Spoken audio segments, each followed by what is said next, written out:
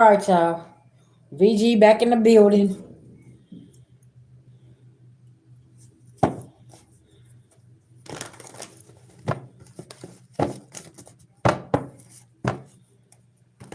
Guys, we're going to get this channel message. Readings are available. Uh, all my payment information is down below in the description box. Okay. How's everybody doing? What's going on? Ooh, my nose is itching. Mm. Give everybody a chance to get in here.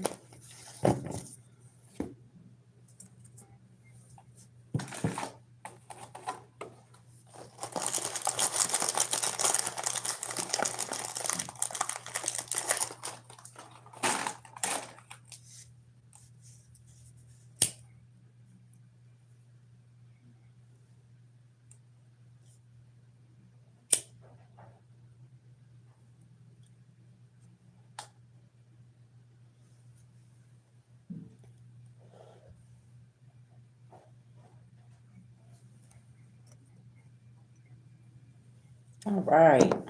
Hey, hey. All right, y'all. Let's get it. Let's get a prayer. Beloved ancestral spirit guides to the Most High God, I call on Archangel Michael for protection. Anybody sending anything physically, mentally, emotionally, or spiritually, please block and blind them. I call back our energy and send theirs back with full forgiveness in all forms to the universe at this time. Thank you, thank you, thank you to the Most High God.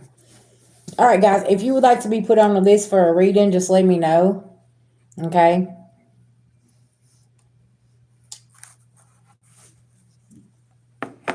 Thank you, boo. Thank you, thank you, thank you. Oh, let's see. I got them at a hair store here in Nashville. Hey y'all, I'm gonna tell you though, I went to Memphis Mall and they have the most amazing set of glasses in Memphis. Cause their style is like super different. Kind of like Atlanta, their styles are different. But yeah, Memphis is a go-to. I'm staying right here, love. Okay. No, they're not. No, they're just fashion glasses, like all the rest of my other glasses. Yeah. Just for fashion. Oh, okay. Yeah, Empress. Look, tell her to get you some glasses. She lives in Germantown. Yeah, tell her to go to the mall. Them little stores. They like their booth set in the middle, right? And they have all types of glasses, and some of them's like 2 for 20, um, three for like 30 or something. Yeah, they're super cool. I think my husband gave like 9.99 for these, like $10. Yeah. Yeah, I love my fashion glasses. Yeah, Amazon or the TikTok shop. Yeah, the TikTok shop. I bought some glasses from there. They have theirs like 3 for $5. Y'all know the black frames that I wear and the clear ones. Um, then the pink ones, like the 80s style looking ones that I have, I got those from the TikTok shop too.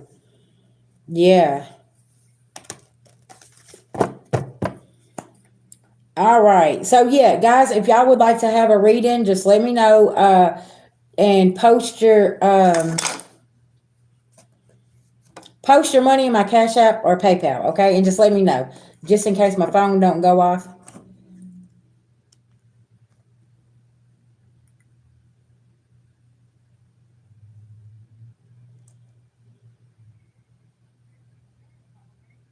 And I'll put you on the list.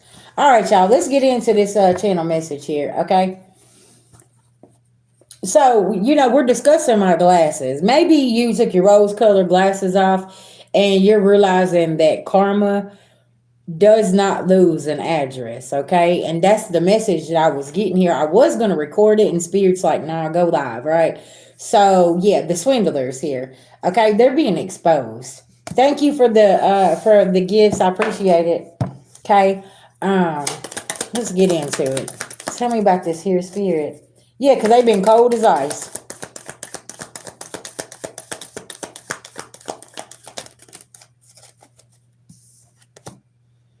See, banish, okay? They was trying to banish you, exile you, shun you, okay, force you underground, trying to keep you quiet about something, but you're the wisdom keeper. Okay, you're enlightening everybody about things. Okay, um, the truth tellers, we get a bad rep. You know what I'm saying? We're well informed, right? Uh, and with that being said, it's like somebody don't know what to do. Like you come in like the construction worker, right? And you was like the what's it called? The inspector. You started inspecting things here, okay? And it's like, let me see the blueprint. What is this? What is this and what is this, right? Well, when you started dismantling things, it started being a problem for people, okay? That was a part of trying to swindle you out of something and do something here, right? And thank you so much. Thank you guys. That's amazing. So, like you coming in like the spiritual construction worker at this time is really, really important. And y'all, Uranus is going out of Taurus and into Gemini, I think April the 23rd. Okay, I wanted to talk about this. I guess that's why I needed to go live. So we're going to figure out what this is. This is almost like the construction worker energy, okay? What I'm trying to describe here. Let's break it down.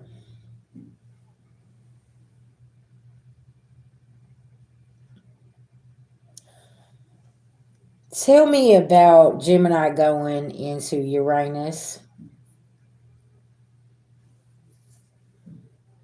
Uranus will enter Gemini on April 25th, 2026, and stay there until May 2033. This transit is expected to bring about major changes in communication, technology, artificial intelligence, and transportation, along with shifts in education and digital connections. Want to know more about the history of these shifts? Tap the mic and ask, what were the innovations during 1942 to 1949?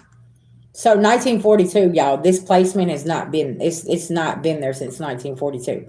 Okay? So now let's move forward. Y'all know how many timelines that's been? Now we're bringing this in to 2026. Okay? Fire horse. Things is moving. So whoever's been swindling, like, okay, technology, communication, things like this, contracts, all of this stuff, right? You're like the construction worker. You coming through here like a wrecking ball, right? All right, y'all, let's get in it, okay? Y'all remember how I say sometimes us in the spiritual community, spiritual family, soul family, we're the spiritual bait, right? People put us in certain places and situations and contracts. Okay, they didn't know that you was like the spiritual construction inspector that was coming in. Okay, and whenever they placed you there, you slowly dismantle things, pulling this out, pulling it, like playing Jenga. You know what I'm saying? You pulling this and pulling this. Does that make sense? So now with this placement that's coming in with this Gemini energy, it's going to be very significant for karma doesn't lose an address. So whoever puts you in a compromising situation here, collective, karma showing up to that address. Okay, let's talk about it. Y'all, you caused the tower and you walked away from a compromising situation because somebody didn't know that you was the spiritual construction inspector here, okay, of their foundation, and if they're keeping it solid or not, right? Is this built on a faulty foundation? Are you lying with communication? Are you manipulating things? Are you what's happening here, right? Somebody didn't know that they was under review, but it was spiritual review, right? Something could have been put in place in 1942 that's about to be undone here as well, okay? Because y'all know Gemini rules communication. Google is named Gemini. Let's pay attention to technology, okay? Then you got Uranus going into Gemini. Y'all, listen, don't let these people listen now. Don't make sure you got your spiritual glasses on and not no rose-colored glasses. Why would we name Google Gemini? Because it rules communication and technology, right? Yeah, that part.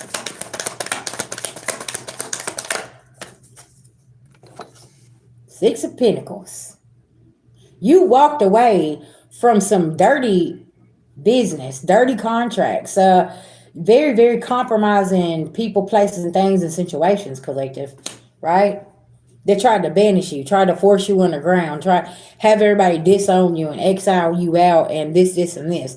But everything that the wisdom that you keep here, okay, well informed, is all starting to come together and plug in just how you said it was, right? That part.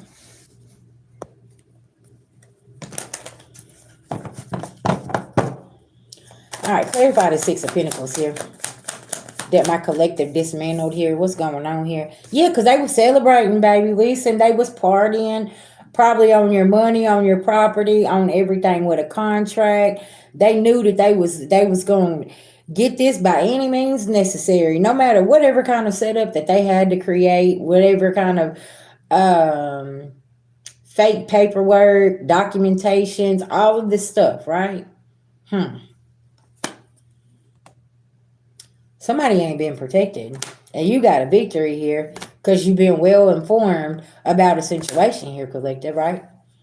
Look, because you've been over here in your bag with this Eight of Pentacles, you've been creating something. Like I was saying in the daily energy check-in, you've been in that King of Wands visionary leader. Okay, so when you got that vision, Spirit helped you pick apart some things that couldn't go with you with the future, right? So it's like this is really, really important. Something could have been going on since 1942 here globally. Okay, y'all pay attention because it's global changes as well. So it's like, what type of information was we not informed of? Like, what's going on here? And we're dismantling certain things, right? Y'all, they don't take books out of certain places because they know the information's there. Y'all know they've been taking books out of certain places, like out of schools, out of libraries, things like this. Okay, that's something else. I don't know why I'm bringing that up. For my parents, you want your study something here, okay? It's not there, and you're trying to figure out why it's not there. That's why. So you could be going to like other outlets, other resources to try to find these books because this is going to be very, very important for the children for the future, for them to know exactly what was going on and what was happening, right? Because you got to go back to your past to find your future. And that's what a lot of people, that's why they keep pushing things under the rug and saying, no, you don't worry about this. Why are we talking about that? Blah, blah, blah. But it's like, that's important. Because, see, there's things from the past that you got to go back to visit to see where the illusion was. Okay? And that's what the spiritual construction worker was doing here. Being that inspector. You're inspecting things, and it's like, okay, there was the problem. Okay, that was going on, and that, you see what I'm saying? So that's why they do not want you to go back and inspect the past here, because once you start seeing the patterns and the cycles and the cover-ups and all this, now you become a problem. Now the swindlers are exposed because now you well informed, and now here we are, we're coming back, right? What's going on, babies? Now things is ending with the death card. Now things can truly end. And now things can truly be dismantled and rebuilt correctly, okay? Because I don't know about y'all. Listen, if I'm building a house, I want my construction inspector, the builder, to come in, and I need you to let me know from the ground up what we got going on here, right? So I can make sure that I ain't gonna have no plumbing issues or no electrician issues, or, my foundation's gonna fall, things like this. I want to make sure everything is intact. And see, collective, you become a problem when you start asking these hard questions with people that was trying to keep you in compromising situations, right?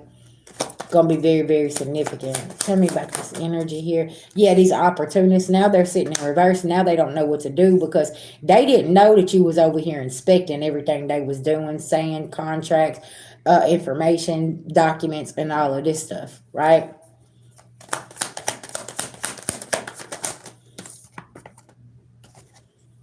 The whole time they thought that you was gonna keep on drinking this fishy cup.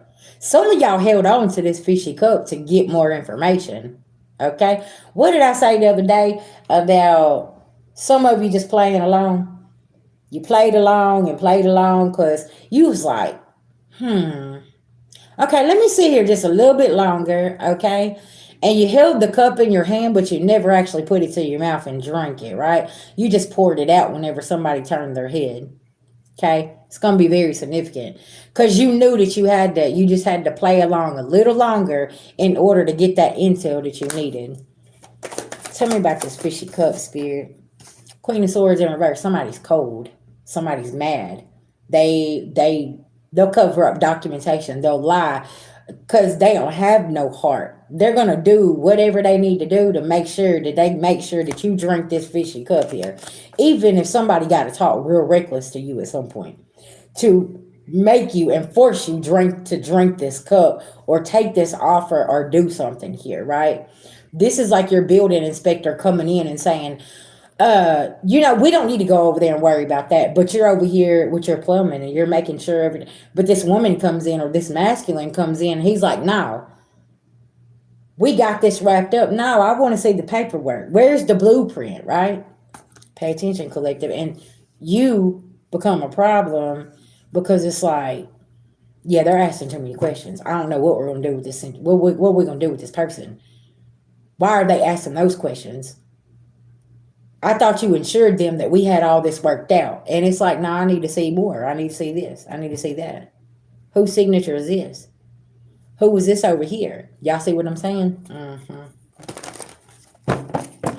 Yeah, some of y'all spirit team put y'all on a case that you didn't understand at the time, but you had to be placed there, right?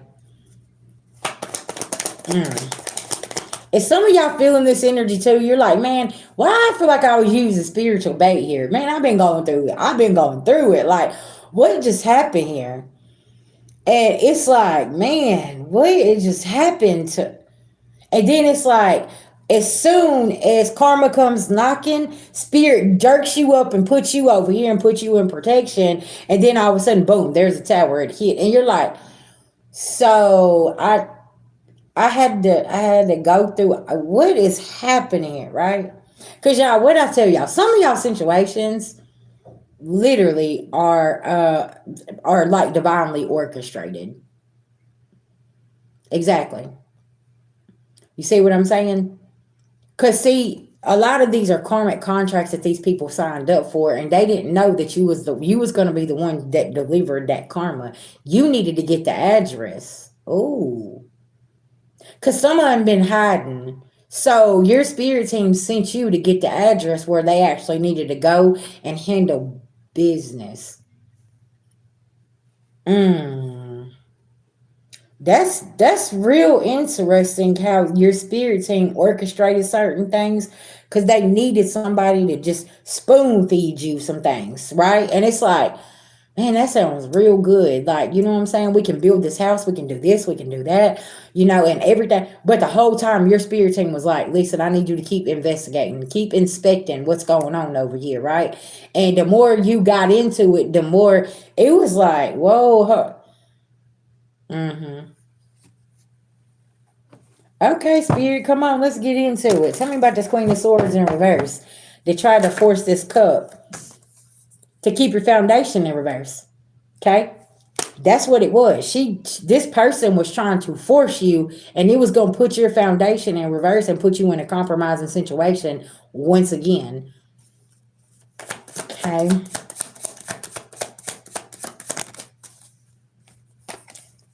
But you steer clear of conflict. And that's why this person, whoever this Queen of Swords in reverse is, they're so angry because You could have, like, y'all know how I say sometimes I can kindly tell people to go F off without like cursing them. That's kind of how you was. It's like you're direct to the point. You know what you need to do. You know what I'm saying? Because you already seen through the games. You seen what was happening. You can't force me to drink this cup. Okay? What they say, don't drink the Kool-Aid. You don't do Kool-Aid, okay? Because you don't want all that sugar intake, right? Really important. You like, hey sis, I'm on a water diet. I don't do sugar. What's going on? I'm on a water fast. Won't you drink that cup? See, collective, that's why so many people so angry, because you like, they'll hit you up and ask you to take care of something, do something, do this and do that, right? Yeah. Yeah, y'all can't make it up. But it's like, no, listen, you taste the Kool-Aid and you let me know how it is. You go over there and you do, you see what I'm saying? Like, you put somebody on the spot here and somebody got real angry. Okay, or they could have threatened you and said, well, we're gonna do this, we're gonna do, you're like, good, I know that. I ain't messed up with it. Okay, I whatever you're gonna do. Okay, tell me about this energy here, spirit. Why somebody here, baby? Listen, they tore up. Pathway in reverse, honey. Listen now. Whoever was trying to force this on you, you literally delivered that address so spirit could go handle that karma. That's what this is. Uh-huh. Yeah. And now somebody don't know what to do. What is this Queen of Swords in reverse? What's her next plan of action? What's she gonna do? Okay, so she could have been working with your twin flame in reverse. Okay, and now she's headed toward your soulmate here, and she real upset because possibly she already got this twin flame that's wrapped up in this karma, and now she trying to come for your soulmate here to cause destruction in your relationship with this karmic community here. Okay, and she over here and she doing rituals. Yeah, but the veil has been lifted and she can't do something. Yeah, divine feminine. Mm-hmm. Divine masculine. Because, see, you could be living in a manifestation or something that you've been manifesting is right there at your fingertips. And whoever this person is, she's really, really angry because she ain't been able to touch whatever's going on here. Man, I'm trying to tell you, listen now.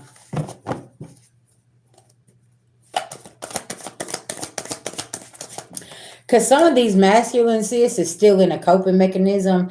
And that's where Uranus and Gemini comes in.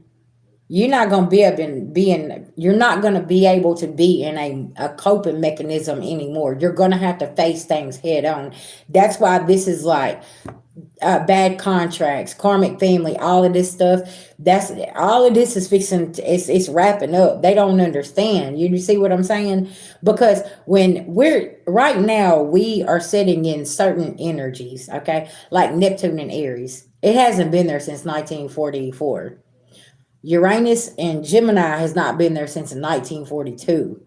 You see what I'm saying? So these people literally are sitting in energies that they ain't never touched before and they don't know nothing about this. So this is like, if you already got your act right, you good. The people that ain't got their act right and they still out here walking around and with their rose colored glasses on and all this other stuff, baby, listen now.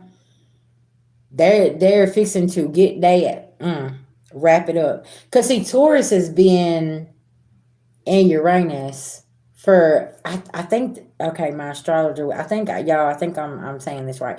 The last 8 years.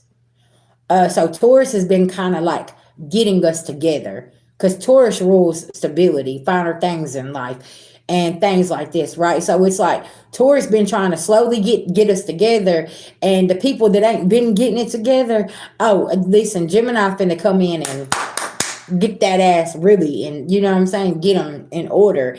And that's what we were saying about that people need to get on their pathway. You need to be going through your transformation, getting that shadow work done. That's why a lot of people's fixing to see blessings where other people gonna see lessons. Y'all remember, go back to my other readings when I'm saying certain titles, because that's what spirit has been saying. A lot of us fixing to get blessings because we learned our lesson, and a lot of people gonna get lessons, and they're not gonna get that blessing because of the scamming, the lying, the manipulating. You trying to manipulate somebody else's household, their finances, whatever. Whoever is been back here doing this, all of this energy is just whoop, whoop, what comes around goes around. See what I'm saying? Because, see, we've been putting the work in. Been working on your garden. You've been minding your business. See what I'm saying? Hey, babies. And it's like, I was just talking to my husband about this. I was like, I literally, y'all, I don't have friends. Okay. I barely leave the house. I focus on work. I'm, I'm an introvert. Like, I stay in. I do not do anything. Like, earlier there was a woman downstairs and she parked her car up in the front of the building. I When she got out, I told her, I was like, hey, I said, we normally, will park away from this here. I said, because everybody parks so close. Because we got an elderly woman, y'all, listen, I don't know why they gave her driver's license. Because when she gets in her car, she doesn't care what's around her back. She's backing out and she backing into you. She's hitting you. The other day, y'all, she almost hit a U-Haul truck. Like, she did not care. The lady in the office come out and was like, whoa, whoa, you're about to hit the U-Haul truck. Okay. Y'all, this woman was so rude to me. And I was like, okay, well, I mean, fuck it then. If you want your brand new Jeep Cherokee to be fucking smashed into, park it right there, okay? It's like giving a warning like that. But the lady was so bougie and had her nose up in the air. I guess because I got purple hair and these funny glasses and my nose ringing, and I got my hippie dress on. She's like, yeah, yeah. Okay, well, bitch, get your shit knocked off. Whatever. I'm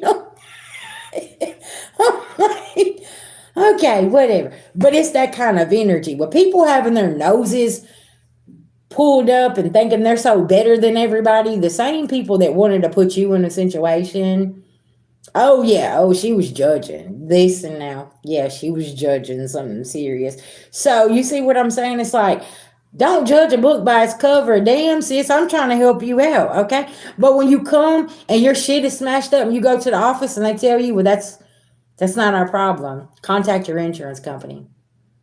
Because I already know how the rules work around here.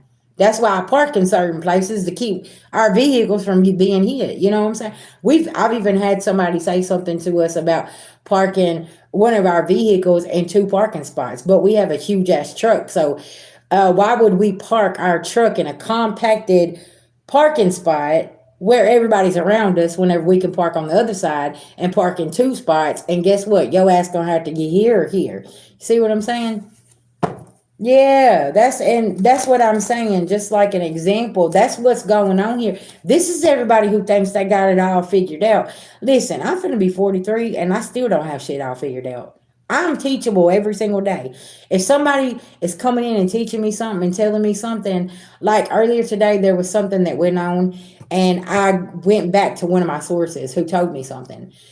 And y'all, she was right. And she was the first person that I called and I let her know. I said, man, I said, you was right. Because I found some discrepancies with some things. And I was like, there it is.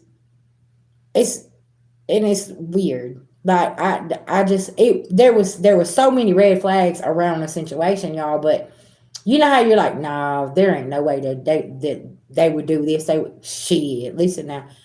I'm still learning, just like the collective. So if anybody's sitting and they're saying, well, I got this all figured out. I know how you can get on your spiritual journey. You can do, there is so many twists and turns. Because sometimes we are the karmic's bait. And we will be put in so spirit can get the karmic's address. And that's what's happening here. Is some of us has been put in there and we're like, okay, I just got my ass whooped. But you learned a lesson. What I say, it didn't happen to you, it happened for you. Y'all, VG, I've been in this energy today, okay? That's why y'all's ass ain't see me until later on, because I had to go outside and ground myself and really like breathe, okay? Because I'm like, so you just like, ooh, that right there, okay? It was a huge lesson I had to learn, right? With people. Yeah. Yeah, baby. Lisa now. See, because somebody ain't a sweetheart. Somebody is cold as ice. Sis, let me tell you something. These masculines who ain't listening about their own karmic family, when these towers hit them, I heard in the next 2 weeks, they're going to be broken all the way down to their knees. Because that it's not no turning back from it. Like today, y'all, the information I got, y'all, I couldn't turn back from it because I was being put in a compromising situation and not even realizing it. See what I'm saying? And it's like, what just happened here? But the whole time my spirit team was showing me something over here, but I'm thinking it's something else. Y'all remember how I was saying that you're going to find out there's other people a part of certain situations and putting you in compromising situations? That's kind of what happened with VG, right? Had no clue. Like, y'all, this come out the left field, and I was like, whoa, okay.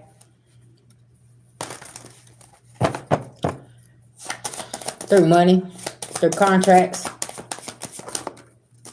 through money and contracts. That's how they're gonna learn. Because that's the only way to get these masculines' attention is money. Travel.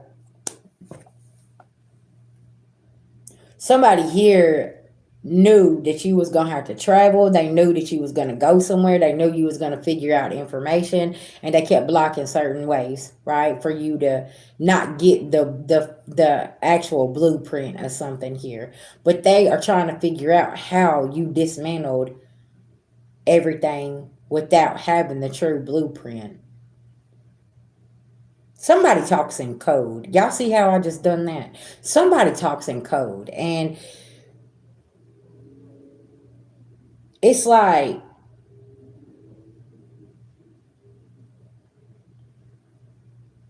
somebody thought you was going to take this L, but actually it was a win because now your spirit team got that address they needed. Because somebody been trying to cloak their self in spirit here. Thank you. Okay. That would make sense.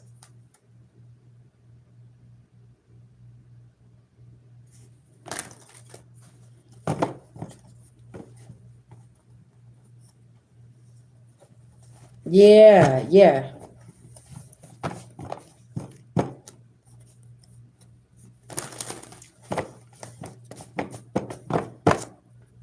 Tell me about this traveling. What was...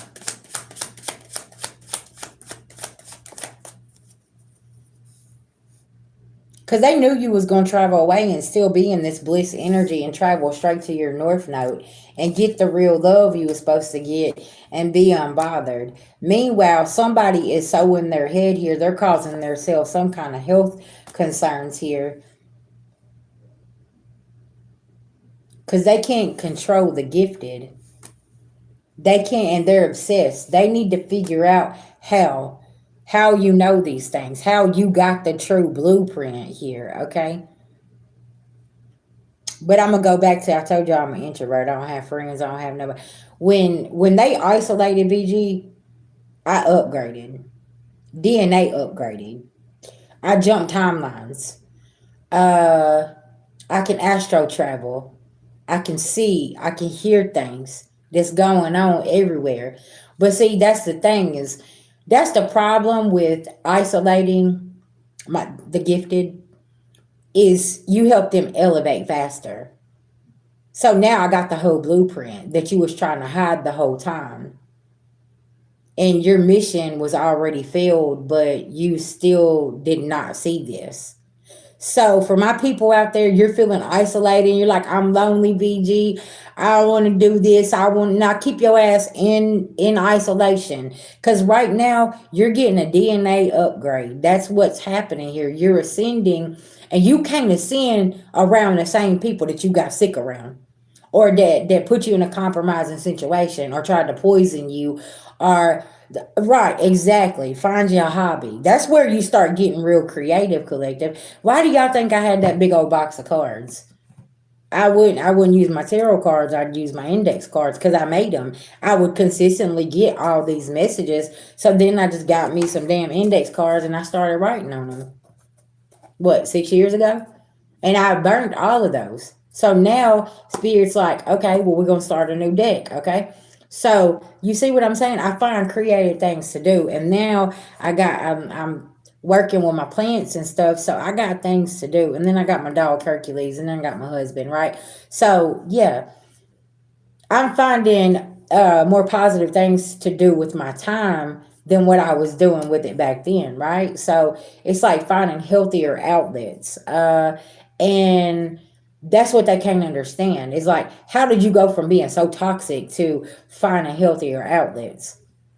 Because I stopped letting my addiction take over me and sitting around being high and being in my head all the time and drinking my life away. It wasn't helping me any. Then when I got put in isolation, I started understanding who I was. And there was a part of me that started waking up that I wanted to do this. I wanted to do that. But then I didn't understand, y'all. I still had the ringleader sitting at my table. Let me say that again. I did not understand that I still had the ringleader sitting at my table. And this person was still trying to sabotage everything so I couldn't get to that blueprint. See what I'm saying? Because this person was masking their energy like, oh, I care about you. But then whenever I started bringing up some ideas and some creative things I wanted to do, oh, that mask got ripped off fast. Y'all, this person snapped. Lost it in front of me about 2 weeks ago. I was like, oh, there you are. Okay. But I didn't realize that person was the ringleader of everything. Because see, y'all remember how I said a couple weeks ago that I was dropping some crumbs to see how things was getting back to certain people? It worked. This person, my intuition kept telling me, he's the one. He's the one that keeps running back and telling things. See what I'm saying? And then whenever I went over there, I knew how to push that button. Because whenever I talk about my creativity, like whenever I talked about my book that I wrote, I still haven't dropped. Oh, that book ain't gonna sell. Just like he told me that when I started this YouTube channel. Oh, you're not gonna, no, nobody gonna watch you. Okay. 3 weeks on YouTube, I went viral. See what I'm saying? So then I went back to that and I was like, damn. So when we started having this conversation, he was getting heated. I said, you remember when you told me my YouTube channel wasn't going to take off? It wasn't going to go nowhere. I said, look at me. I said, I have done great things. I was like, so thank you. Y'all, he was so furious and so angry. And he is my father, by the way. My own father. Head of the table. Going back and taking information, letting everybody know what I was going to do, and speaking bad over my life and speaking bad over me. You see what I'm saying? My own father. Now, that's a hard pill to swallow. That's a hard pill to swallow whenever, first of all, y'all, okay, I'm his only child. How do you sit and destroy your only daughter who has been through so much, but you created the chaos? You put me in harm's way every chance that you got.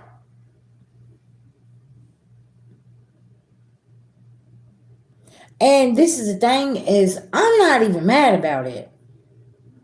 I'm sitting here and saying, I hope God has mercy on your soul, sir.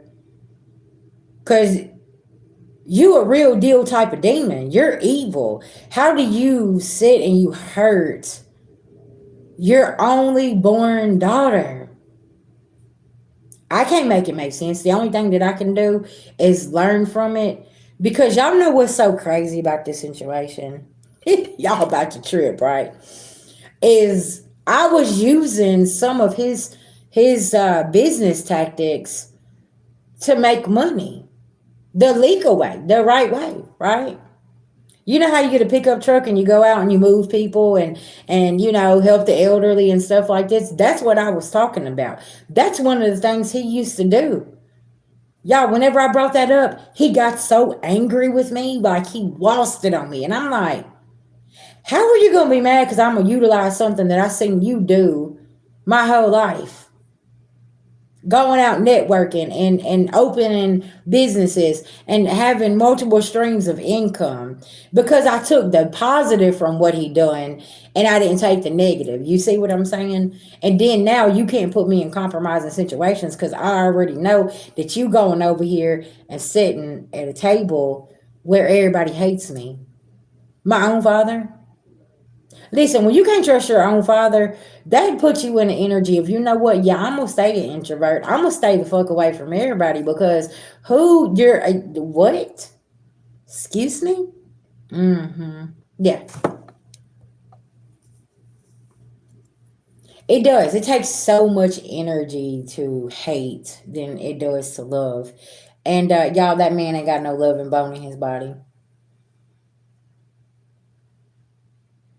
And see, this is the thing is I used to do that. And now I'm not going to go around to even sit in the same room with you to have a conversation with you for you to have any kind of access to me because y'all his energy started making me sick. Like when I'd go over there, I'd literally lay on their couch and go to sleep. It was like I had somebody hooked to me just sucking my energy, right? And then it's like whenever I'd go over there and I'd protect my energy, that's when the arguments would start. I mean, about some of the dumbest things like the sky's blue today. We had a situation, right? I told him, I said, gas prices is going down. No, it's not. No, it's not. It's $4.99. I was like, Dad, over there by the house, I said the gas, well, it was like $3.81. Well, now it's like $3.69 a gallon. He over here, y'all, he's hollering at me about the gas. Now I said, okay. Y'all see how I started? Now I was like, you just want to argue about everything. Yes, Don, yes. And I did. And I'm telling you, like, it's wild. Because y'all, at some point, we even had a conversation. He said to me, you got your gifts from me. Them's my gifts. This is why I be telling y'all, people is envious of your gifts. And this is what he told me. He said, you got them gifts from me. Like I stole them from, I'm like, what? You're an evil ass man. There ain't no way I got anything from you. First of all, you evil as hell. You know what you've been doing to people. What? Yeah. But this whole time, I'm thinking I'm daddy's little girl. My daddy's going to protect me. But the whole time, my daddy been putting me in harm's way. Yeah, exactly. So he asked me to make him some of my healing oil, my chamomile oil, because he said it was helping with his feet and stuff, right? Before I went to Mississippi. So I make him this big old thing of oil. And it's set for months and months and months. And when I come back, he told me, he said, I'm out of that oil. Y'all listen, that oil should have lasted him at least 2 years. Okay, this is how he tried to play me. Yeah, the old lady, she come over here and she said she needed it, so I gave it to her. Y'all, listen, let me tell you something. He was selling my oil. Okay, caught on to the scam. He tells this man, the older man that lives up there, he was like, my wife is interested in some of your daughter's oil. So I went up there and I seen her, and I made her some, whatever. And I come back down and he was like, well, if that oil was so magical, I'd be selling it on the corner. He told on himself. You've been selling my oil to these people. And now you're downplaying what I do. When this man comes to me, y'all, the woman, her legs was swollen, red. She couldn't walk. You see what I'm saying? And the next day I went over there to see her husband, and he told me, he said, my wife can walk. He said, she's better now. He was like, the redness went down out of her legs and things like this. And I was like, that's great news.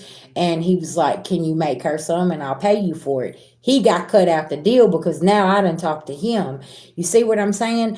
And but the whole time, if my magical oil would have worked, he'd been on the corner selling it. He was selling it. He knew I was going out of town. So when I left it with him, and it had been sitting up for months anyways. You see what I'm talking about, y'all? I was sitting here and I was like, so did you take credit for that? Did you tell them that you made it? Or because I know the woman, she come up and she said that oil that your dad has is really, really good. Like, and all it is just it's caramel is good for the skin, right? And it's good for the inflammation and yeah, that's what it's good for, right? Once you get into herbs, you know these things, and the longer the oil sits, the better it is. Because I use it for myself. Y'all, I just couldn't. I was like, and it's like they found out that I'm the one that made it, and it kind of exposed him because I guess he told them that he made it. Yeah, y'all, this whole time, the y'all remember whenever I said the enemies in the camp. Y'all remember how I said sometimes our own messages resonate with us? Yeah, yeah, yes. And see, my grandmother, my great great grandmother, which was his mom's mother, she's Cherokee Indian. So she used to make things, right? So when he says the gift was passed in to him, no, it skipped him and it come to me because my great great grandmother used to constantly do herbal medicine and seeing like salves and stuff like that and cough syrups and different things like that. So my grandmother was very very gifted in that area, and that's something that I have, right? So my thing is at the end of the day, if I see somebody hurting, just like that woman, when I first went up there, I didn't sell her anything. I was just concerned about her, the redness in her legs, and they were swollen and she couldn't get up and walk. You see what I'm saying? So I was more concerned about helping her than anything. And then her husband come to me and was like, hey, can you make her some and I'll buy it from you? I'm like, that's cool. But at that moment, whenever I needed to go up there and see the woman, that was my concern. You see what I'm saying? Because I'm seeing this woman suffer. She's hurting. And see, I have problems out of my own legs and feet. So I know what kind of suffering and pain that she's in. So that's the reason I make the oil anyways for myself. So it's like if I see that you're in agonizing pain physically, mentally, emotionally, spiritually, I'm drawing to come and help. You see? So I can't sometimes I intertwine myself with some real darkness, and I'm not meaning to, but I see somebody is in so much pain. It's like, come here, let me help you, right? And that's one of the things that I had to learn. Some people don't want the help; they just want to latch on to you and pull you down, right? And y'all, it's been tough the last couple weeks for VG because it's like, what have you really done that I don't even know about? I know certain things, but it's like, how deep does this go? Because there's been a lot of things orchestrated, and I'm sitting here saying, did you have your hands in that too? Because 9 times out of 10, they do. They just act like that they don't deal with them, they don't work with them, they don't talk to them, and things like that. Yeah, exactly. It is. Kathy, you're right. And it's what's so crazy is I had somebody to tell me one time, and I got offended at first, y'all, because you know how you protect your abuser. This person told me, said he's evil. He ain't shit. And I'm like, why are you talking about my dad like that? He was like, I'm telling you. But see, he was around when my daddy was young. So ain't no fucking telling what he done seen, right? I'm just over here because, see, I was always boxed in. Like, I was not able to go places, talk to people. I had people around me with pew pews, like, all the time. Like I needed 24-hour protection. You see what I'm saying? So it's like, okay, what is going on here? And now I done got out of reach. And it's like, he's more aggressive. He's more angry. He don't know what to do. Like whenever he found out that I started my channel, people can see you. What are you doing? And it's like, what's wrong with people seeing you? Y'all, at some point he even told my husband that he needed to put me in the back of the truck and make sure nobody's seen me. Okay? Why don't anybody need to see me? Y'all see how deep this goes? It's like, what are we doing here? And y'all have had to sit with this. And the more that I've sat with this energy and I've replayed things, you remember how I said you got to go back to the past to move on to your future? That's what I mean, right? Yes. Yes. And it's mind blowing. Mind blowing. We live together in this place. And I come home from work one day. We'd been living there probably, say, we've probably been living there about 3 months. I want to say about 3 months. I come home from work and they was packed up. They had a U-Haul at the door. I did not know that they was moving out of the house. He has an attitude. He's mad. He's angry. I'm sitting here. I don't work 16 hours. I'm like, okay, what's going on? They get in the truck and he gives me my keys to the house and he leaves. The next day, my children come home from school. My daughter calls me while I'm at work and she says, Mom, the lights and water's off. I just got done paying the rent and all the utilities. But I forgot the utilities was in their name. Yeah, I'm not thinking that the lights and water, you finna turn the lights and water off on my kids and me. Yes. Turn the lights and water off. When my daughter calls me, she's like, Mom, yeah, the lights and water is off. She said, we just went and paid the bill yesterday. I'm like, yeah, okay, I know what's going on here. So I make the call and I'm like, so you really just turned off the lights and water? Well, yeah, I found out that you paid the bill. So yeah, you need to go get that switched over into your name. So you leave your daughter and both of your grandkids without lights and water. Yeah. Things like this, y'all. Sign for a car. They had my car repoed. I'm at work. I'm working 2 jobs. Had my car repoed. Now, these are the things that I have forgiven y'all, okay?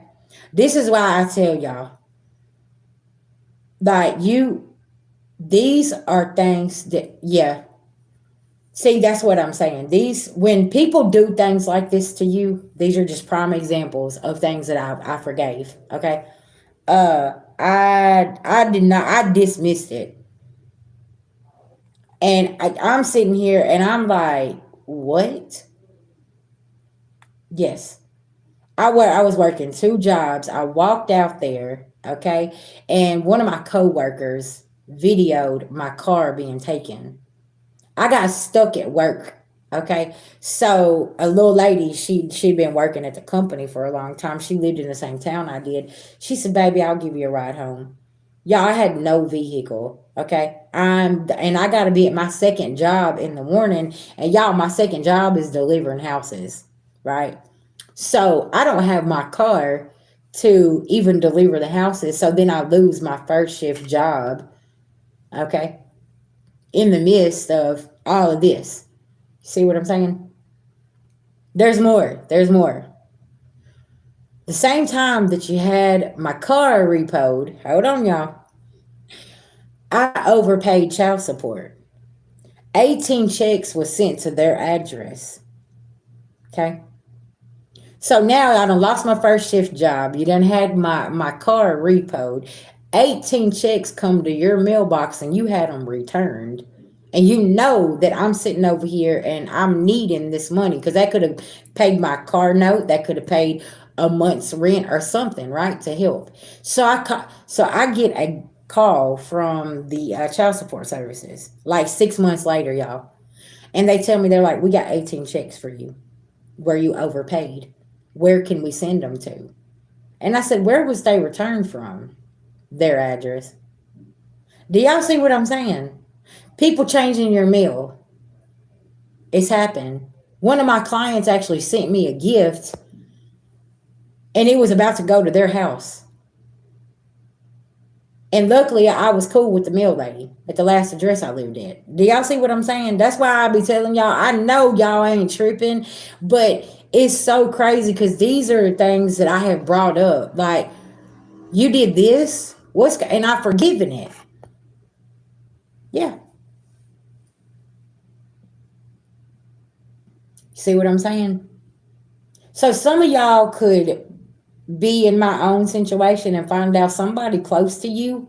The enemy's been in the camp the whole time, and you didn't even look at this person like the enemy. And y'all, it took for me to like really. I'm sitting here and I'm like going over things, and it's like, how forgiving is VG? Like, damn. I mean, you could just come in and just beat me with a bat and walk off, and then come right back. You know what I'm saying? Yeah. And see, Wendy, I'm gonna tell you something. That's the thing. Is like once you start having deja vu and having dreams of certain things, I'm telling you, I kept having a dream of myself. I was a little girl and I was over by the railroad tracks and I was in my panties and I had chicken pox. Okay. In real time, y'all. This was something really happened. And I kept having a dream of it. That I was outside and I was looking for somebody. And I was looking for my aunt. And I called my other aunt and I told her about this dream. She told me, she said, you was out there with your aunt. She said, my sister. She was like, and she left you in the house and you went looking for her. She was like, I remember you had chicken pox. She said, and we was trying to keep you away from all the kids. So because you was contagious, right? I was like, okay. I was like, well, what's this have to do with anything? She said, Sherry, when you find out about this family, she said, you're going to understand why I ran away. Because y'all, my aunt went missing. Like, she left for like 3 years. And she finally come back around because I was sitting there one day and I'm like, where is she at? And then she popped up and she called and she's like, hey, I'm up here with Granny and things like this. And I'm like, where have you been at? She's like, I've been in Illinois. I've been on the road. I had to get away. Yeah.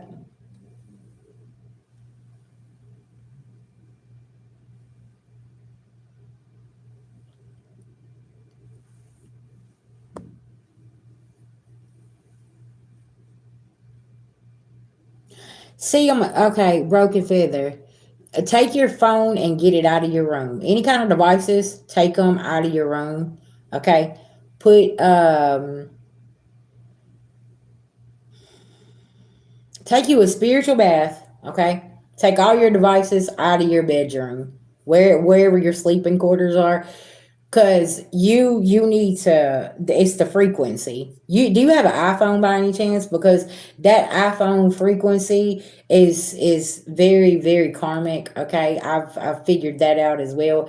You want to take all your devices and take them out of your room and not let them and not sleep around them. Yeah.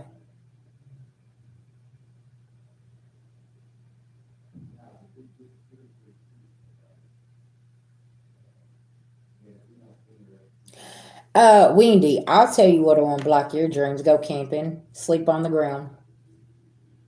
Yeah, go camping and sleep on the ground. My husband, he had a whole awakening. We went camping. He's never been camping or slept on the ground, and we done it under a full moon. And my husband woke up and was like, "Babe, I feel like everything in me's been activated," and it was because he needed to sleep on the ground and get all of that negative energy pulled off of him. Okay. That could be something else that you need to do, Broken Feather. Go camping. Yeah. You go camping and sleep on the ground, your body is going to have that full activation because everything is going to be pulled off of you when you go into nature. Okay? Because that's what Mother Gaia does. She pulls all the negativity. That's you grounding yourself.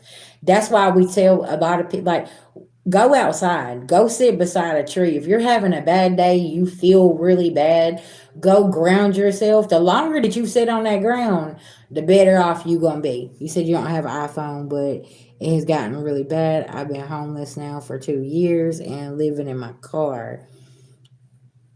Oh, okay. I don't know what town you're in, but you need to go on and get away from there. You need to get in your car and you need to get far, far away from that town. And then you'll be able to find you a shelter. But if you're staying somewhere that you know ain't no good for you and that's the reason you're homeless, you need to get away from there. That's going to be really, really important. You know that's why spirit got you like that, right? Because you need to move.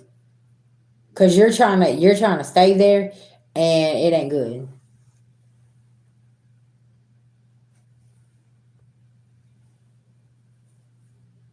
Mm-hmm.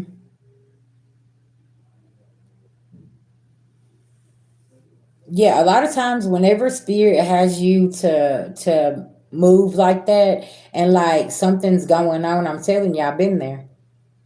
I've been there. I already know. It was like every time I tried to get settled in, I'd be homeless again. Something was going on, right? And I'm like, okay. So then all I'd have was my vehicle. So then I was like, okay. The last time that happened to me, I packed up and I just left with what I could and I moved and got the heck away, right? And then I was like coming up with a plan, like, hey, listen, I got to get away from this. But see, my problem was is I was going, okay, straight to my handler and didn't even know it because he was informing everybody where I was going, what I was doing, and everything else. See what I'm saying? I ain't even know. That's so crazy. Spirit just referred him as my handler. See what I'm saying? Sometimes we don't know that our parents are actually our handlers. That could be very significant for some people as well. Just like I found out, yeah.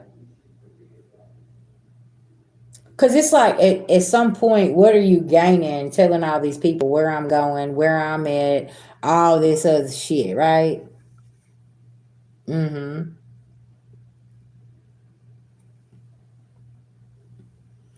And can I tell you something, Broken Feather? Tell me what you learned about traveling to all these different places. See, God's got you on a mission and you're not seeing the picture clearly here. When I traveled, I went to New Orleans, right? I learned some things. I met somebody down there and that man was amazing, right? So it's like when God had me to travel, I was looking at the experiences I was having, not this and this and this, right? Mm-hmm.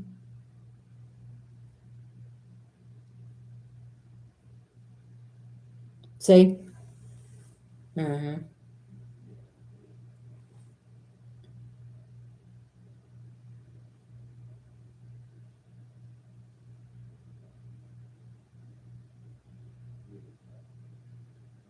Yeah.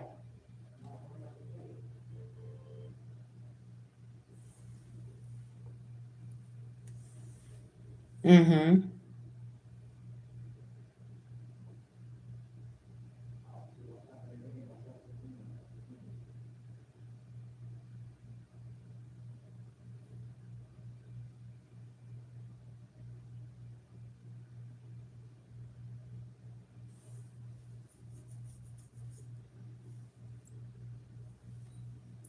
And y'all gotta remember, everybody's situation is different. And everybody is possibly connected to different people, organizations, and things like this. It just really depends on like who does these people know and what organization or cult are they connected to that is connected to that chain link fence. Everywhere you go is something, it's this, it's that, right? Like it's some wild things that I have seen for my own eyes, and it's like, hey, like some of these people go to great lengths. And I like it's like at some point I've seen people that they move like gypsies. They stay on the road. Y'all remember back then when the hippies stayed on the road? There was a reason because they was the revolutionists, right? They was all about revolution, and the hippies stayed on the road. Remember they lived in the vans, and they all met up. They linked up in different places.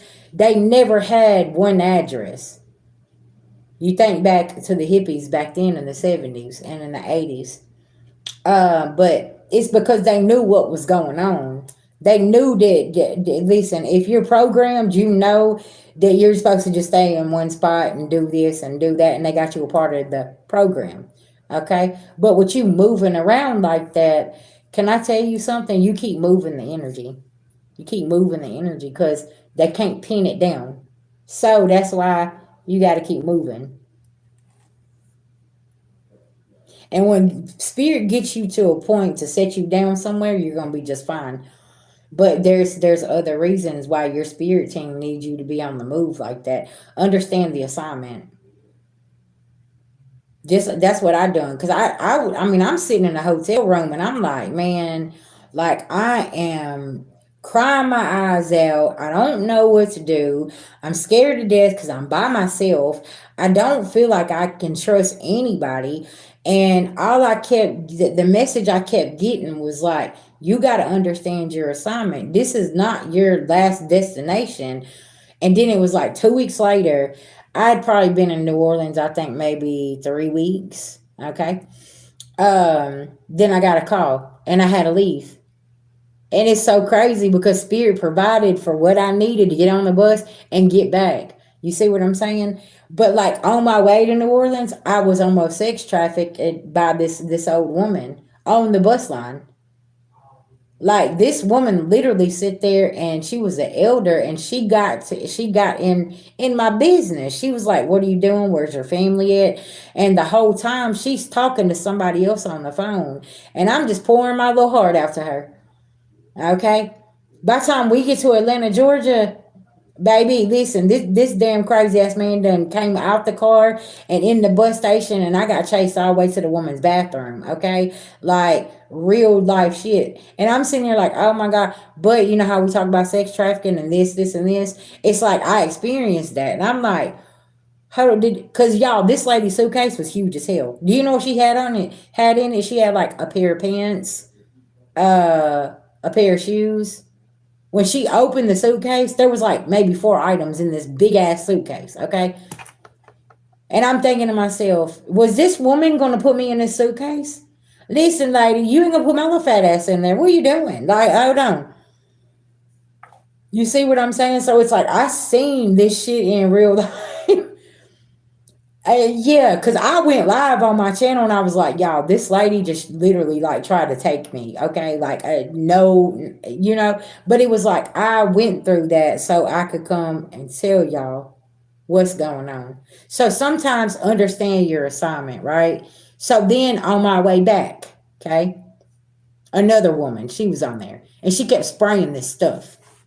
It was an older woman. She was like in her 70s. She was traveling with her little dog. And y'all, this woman kept spraying this stuff. Okay. And there was a homegirl up here, bless her heart. She had her baby. She'd been traveling. She was tired. And I stood up and I told that woman, I said, listen, she got her kids over here. Stop spraying that spray. I don't know what's in it. Okay. Like, we don't know what you got going on. She's like, well, it stinks in here. This dog stinks, blah, blah, blah. And then she's over here talking crazy to this old lady who can't defend herself, right? So y'all, I'm on the bus and I go up there to the bus driver. I was like, listen, this old lady right here is being real disrespectful. I don't know what she's spraying. Okay. But there's little kids back there, this old lady. Well, the next stop was Alabama. So when we get off, the lady's family is there in Alabama to pick her up. So we help her off the bus. We get her dog and stuff. Well, here comes this lady, right? And she's being all disrespectful. Y'all, she was causing a distraction. She was trying to do something else. Okay. And I'm sitting here and I'm like, okay, well, this young girl, this young mother, she didn't have enough. Baby, when I tell you that her and this old lady, she said, when we get to Atlanta, she said, oh, it's on. She said, she snapped. And because the whole time she's sitting there and she's throwing the blanket over her kid's face, we don't know what she's spraying. She's being loud, all this other stuff. Yes. Y'all see what I'm saying? It was so many distractions from me getting to New Orleans and then me coming back. So then I pull back up at 4 a.m. back to Nashville, and there's another old lady down there standing there, same similar suitcase, everything. And what they do is they get you there at the Nashville bus station. They get your story, and she got a guy that follows that bus. Caught on to everything. I'm over here and I'm like, because I called and I said, hey, y'all need to be at the bus station waiting on me. I'm going to be there at 4 a.m. If you're not, I'm calling somebody else. But when I get off this bus, I need somebody there who has everything they need, if you know what I'm talking about, okay? Somebody needs to have a pew pew. I need somebody there, make sure I'm safe, okay? Because some shit's done went down. And I don't know who's followed. I don't know what's going on. That's why I be telling y'all take shit serious and watch your surroundings. Cause VG's been there. When I go out, oh, I'm vigilant. Even though I got a hat on and people can't recognize me and I got my glasses on, I'm paying attention to everything that's going on around me, everything. Because so many things that Spirit has taught me on my journey, okay, it's been so important. Because the simple things that, just like me giving this woman a cigarette and having a conversation with her, she was grooming me the whole time. And she was telling a whole stranger, okay, she by herself, this, and this. Like, what's, you know what I'm saying? And then this other lady, she over here spraying some shit. And then there's kids on there. There's an elderly lady. We like, no, So you see what I'm saying? Y'all got to pay attention to things like that. So if you're on the road and Spirit got you traveling, yeah, it's important. So maybe I could be talking to somebody right now. You getting ready to go travel somewhere? Pay attention to those signs. Cause y'all, this woman, she was an elderly woman, but she was an alcoholic. She reeked of alcohol. Pay attention to their bags as well. Cause it was almost like, see, she had been drinking so much. When she opened that suitcase, it was an indicator of okay, what is this? That was a suitcase to put somebody in. Y'all, you could put a body in that suitcase. That's how big it was. But you ain't got nothing else in there. Oh no, child. Listen now. I don't got time. And then I heard her on the phone. She's like, oh, I got us one. Oh, do you now? Because listen, okay, I don't know who you think you finna get in that suitcase, who you finna get in that bus station or in that car. And y'all, it was freezing freaking cold in Atlanta because I left in February. And the bus driver is telling us to be careful with our luggage. Don't let nobody drag it. Y'all should have seen VG. I look like the bag lady, okay? I'm trying to get off and watch this woman at the same time, watch the back of the bus, and I'm over here, and I walk up to that security guard. I said, listen, she had somebody follow this bus, and dude looked at me, and I said, I'm telling you. I said, I don't know what's going on. I was like, but just please watch out for me. So I'm sitting there, she's standing in the line while we're checking our bags in, and y'all, she starts a whole fuss. And something just told me, I was like, okay, go to the bathroom, just go. I dropped my bags. The moment I dropped my bags, I started running to the bathroom, and here come dude running in. And the security guard tackled him. And I'm like, what the? I'm crying in the bathroom stall, and I'm like, God, please protect me. Please protect me. Just get me out of here. So when I finally made it to New Orleans, y'all, I was shook up. I didn't know what to think. And then that's whenever I met Ernest. And Ernest was an angel. Y'all, this man looked at me, never seen this old man a day in my life. He said, I've been waiting on you. What? He put all my bags in the car.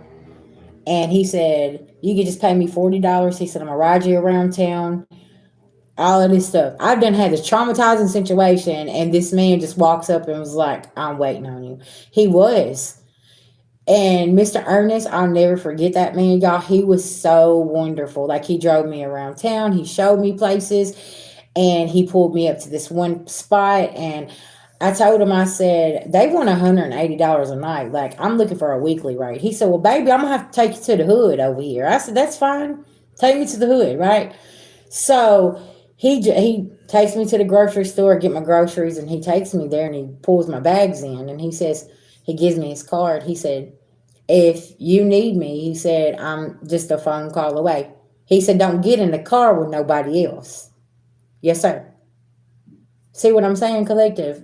Like, I went through one traumatic situation to pulling up, and yeah, hey, I'm trying to tell y'all, I was like, okay, God, please, like, I hope this man is. And then I called him literally right at like 3 weeks later, leaving, and he answered the phone. He said, I've been waiting on your call. Y'all, this man was nothing but God sent. I'm telling you. I was like, he said, I gotta be there at 7 in the morning. I said, yes, sir. He said, I'll see you there. He was in my hotel at 6:30. Picked me up, took me back to the bus station, and he waited until I got on the bus and left. Hey, yeah. You said I'm from New Orleans. I hope he didn't bring you to the Eastwood. I've stayed in Mandarin. Um, where it's like the bridge over from New Orleans downtown or whatever. uh and you know what's so wild is there was these two winos out there. I'd walk to the store, right? My second day there, the old man looked at me. He said, baby, he said, I drank Heineken. He said, and I need a drink. And he was shaking, y'all. And I looked at him. I said, you want a single? You want a 6-pack? What do you want? I said, and how about I get you some chicken to go with that? He said, no, baby, I just need that Heineken. He said, that's all. So I come out and I bought some chicken, and I bought him 6-pack of Heineken. And he looked at me. He said, you still got that damn chicken? I said, yeah, because you need to have some food to eat with that drink. And then as I started walking, he looked at me. He said, he's going to walk you to your hotel up there. I said, yes, sir. He said, you need us. He said, we're going to be right down here, okay? I said, yes, sir. So every day I walked to the store. My buddies was out there, and they walked me back to the hotel. And yeah. So whenever it was my last day there, and I walked down through there, and I stopped and I said, well, I'm leaving. He said, yeah, baby, it's time for you to go. He said, you going to get that Heineken for me? I said, yes, sir. He said, get that damn chicken too. I said, okay. But y'all, it was so amazing. You know what I'm saying? Yeah, close to the Superdome. You know where the bus station is? I was literally like right over the bridge. Like you could get on the bus and go downtown New Orleans. Yeah. But I remember Ernest taking me to this one old house, but it was a hotel and it was on a side street, and it was like yellow and brown. It was right there in the it was like maybe 3 streets over from downtown. Y'all, this hotel was a vintage hotel. It was old. It was a beautiful house. That woman said $180 a night. I said, Shell, listen now, I don't know what's going on here, right? I was like, I'm looking for more like $300, $350 a week. So yeah, I ended up staying at the extended stay over there. But y'all, it was just an experience, right? So I'm in this hotel. I ain't got no car. I done rode the bus down there. Yeah, and it was an experience, and I didn't know that every store that you walked in sold alcohol, including the CVS, the Wall, like everybody down there. Listen, that's what they do is drink. Well, I'm a recovering alcoholic, so I'm over here and I'm like kind of triggered, like damn, that you could buy sage and alcohol. Like what's you could buy sage and tarot cards and voodoo dolls all at the same store, right? Incense, different things like this. So that trip was an experience, right? So then me and my husband went with a homeboy of his. Yes. Now we stayed downtown New Orleans. Okay. Downtown New Orleans during the day is different than it is at night. Okay. That's why I say like downtown, like New Orleans is a different energy. Like you have to be ready for that. The first experience I had was way different than the experience that I had actually being down there, on the streets, right? Um, it was very, very different. And it was like at some point, like downtown was so packed and everybody was out there. And y'all, the things that I was seeing at nighttime, I told my husband, I said, yeah, I'm ready to go back to the room. And y'all, our hotel room, we stayed in one of the buildings right there on the French Quarters. It was slanted. That's how old the hotel was. Okay, right there off the French Quarters. Like when you went in the bathroom, it was slanted. Okay. Yeah, yeah, it was right there on yeah. Ah shit. I'll remember where we stayed at in a minute. But yeah, it was wild. Like I was like, man, it's an experience, but you have to be ready for that kind of energy. Cause see, when I first went, I was told not to go that direction, right? So I'm guessing I evolved enough. Now I could stay where the French Quarters was and stay right up the street from everything. So we done a lot of walking and we went in places. Um, but New Orleans was not what I was told it was, right? Um, the practice is different down there and I respect it. I'm like, hey, listen, there were certain stores I went into and we went and we was right there. Actually, our friends stayed, y'all, in the suite right next to Maria Laveau's actual house. So we was out there and we was taking pictures and people telling us different things. Maria Laveau was the voodoo high priestess, things like that. You know what I'm saying? So, but yeah, the people we went with, they actually their Airbnb was right next door, y'all. Literally, like when I tell you Maria Laveau's house is here, and our people stayed like knocking on the wall. It was wild. Like when I went in there, I was like, okay, so like her house is here and we're here. Yeah, it was a nice experience though. And I respect everybody's culture and the food was amazing and the people was amazing. Like and down there you have so many different tarot card readers, but y'all, it's so fantastic because like they sit out on the side of the road. You know what I'm saying? Down Bourbon Street and the French Quarters, and they got tables set up and I just found it really, really, it was entertaining and it was so amazing, right? Just the experience. And when we went over that body of water, it was almost like when you come in, you get cleansed. And when you leave New Orleans, you get cleansed because you have to come over that body of water. Y'all got to remember when you come over bodies of water as well, any kind of work that's been done on you, it cleanses you when you go over a body of water. Okay, y'all remember that. So when we went in, I was exhausted. I'm like, I'm ready to go to sleep.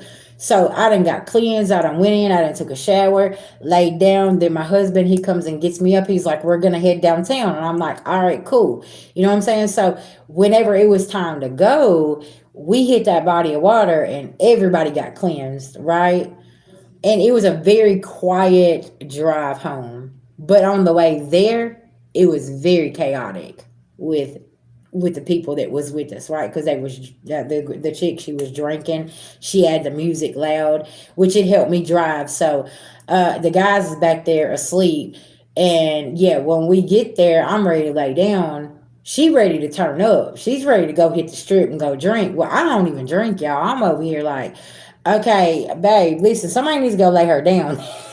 Why? She didn't like the room, so they end up going and switching to that other Airbnb, y'all, and it was right next door to Maria Laveau's house. I thought that was really weird. Like, I was like, what? Because we was all staying in the same hotel at this time, and then they get switched over to this other place. I was like, wow. Because I just wanted to go shopping. I'm going down through there, and I want to go to the shops, and I'm looking. She want to go drinking and doing all this other stuff. So, like, my husband and his homeboy, they out walking around, and he calls me, and I'm like, well, I'm in the shop. I don't know what's going on with her. Shit, listen, I'm buying me some beads, shirts, uh, head stuff, some purses, and different things like this. You see what I'm saying? So like, I'm enjoying the trip. But yeah, on the way home, I don't know what happened in that room with them, y'all, but it was wild. Okay, because whenever we got back, homeboy was like, man, I ain't dealing with her, man. He left. He was like, he dropped the girl off at her house and was like, she's like, are you gonna come stay for dinner? He's like, nah, I'm getting away from you. Yeah, I don't know what happened that night, but something happened in that room, and that man did not want to be dealing with that girl again. It was very, very strange. I don't know if the high priestess come to him and let him know, like, hey, this is a bad idea. You see what I'm saying? But it was like everything was orchestrated for them to get out of that hotel and go over there because he needed to see something. So me talking about this story right here, divine masculine, you could have some kind of experience like that with a person, a friend, a woman you're dealing with, just like homeboy had. Cause he, like, when we went to this place, what's the bull bags, what's it called, the crab legs. Okay, y'all, in New Orleans downtown, them is like $100 bags, right? So she's like, I want to go down here and get seafood. Well, y'all, he's allergic to seafood. So we go in there, and my husband, he calls me, and I was like, babe, I said, you want some food? I was like, listen, it smells real good. Yeah. So when he walks in there, she's texting and calling little buddy trying to figure out where he was. And he was like, how much is the bill? She said, I was $100. And he's like, wait, like you paid $100 for a damn crab bag? Like, what is going? You see what I'm saying? It was like at that moment, I guess he realized, what she was doing, because she was using him. She was taking advantage of him, y'all. That's what it was. Cause shit, I bought me and my husband some food, and it only cost us like $40. You know what I'm saying? And I got like a little bit of everything because I wanted to taste everything, like the gumbo and all of this, right? And the red beans and rice, and so yeah, we got like a sampler platter thing.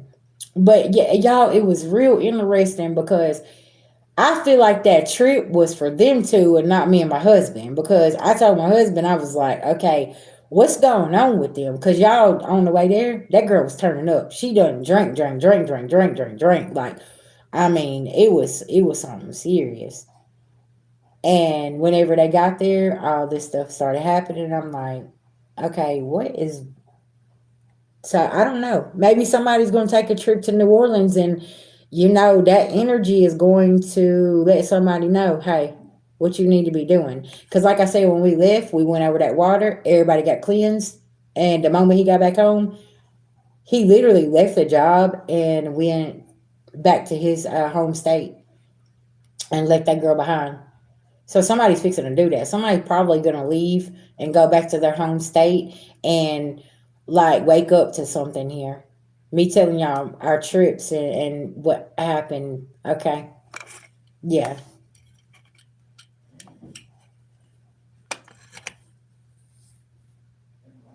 See, somebody's obsessed with somebody's gift here.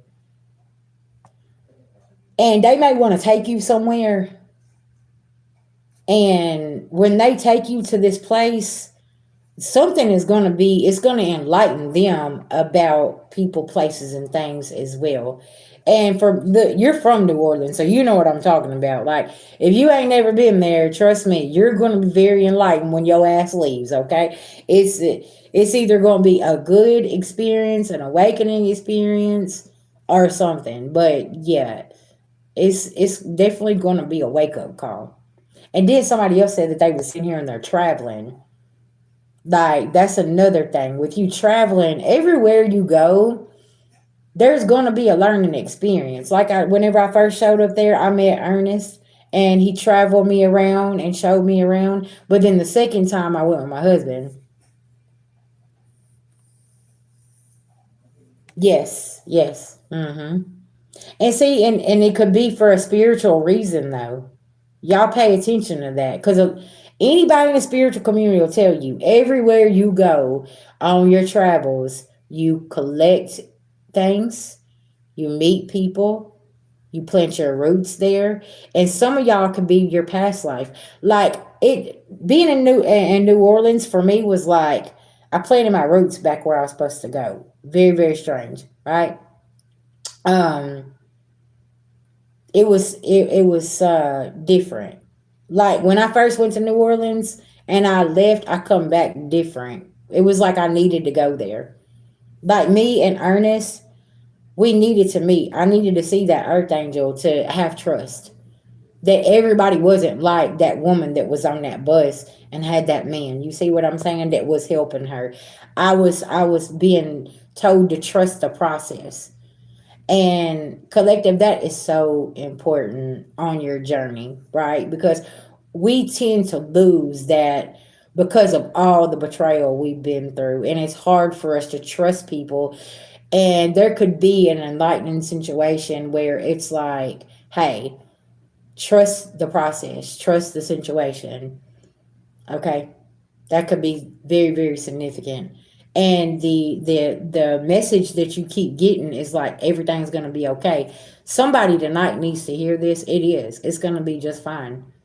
But you just gotta trust the process. I know you've been backstabbed, you've been betrayed, you've been let down, and maybe that's why I was told to come on here tonight and tell my story about my own situation, and maybe that can give you some hope, because when your own dad betrays you, that's, I mean, listen, that's ultimate. Like that's like what is just happening here, right?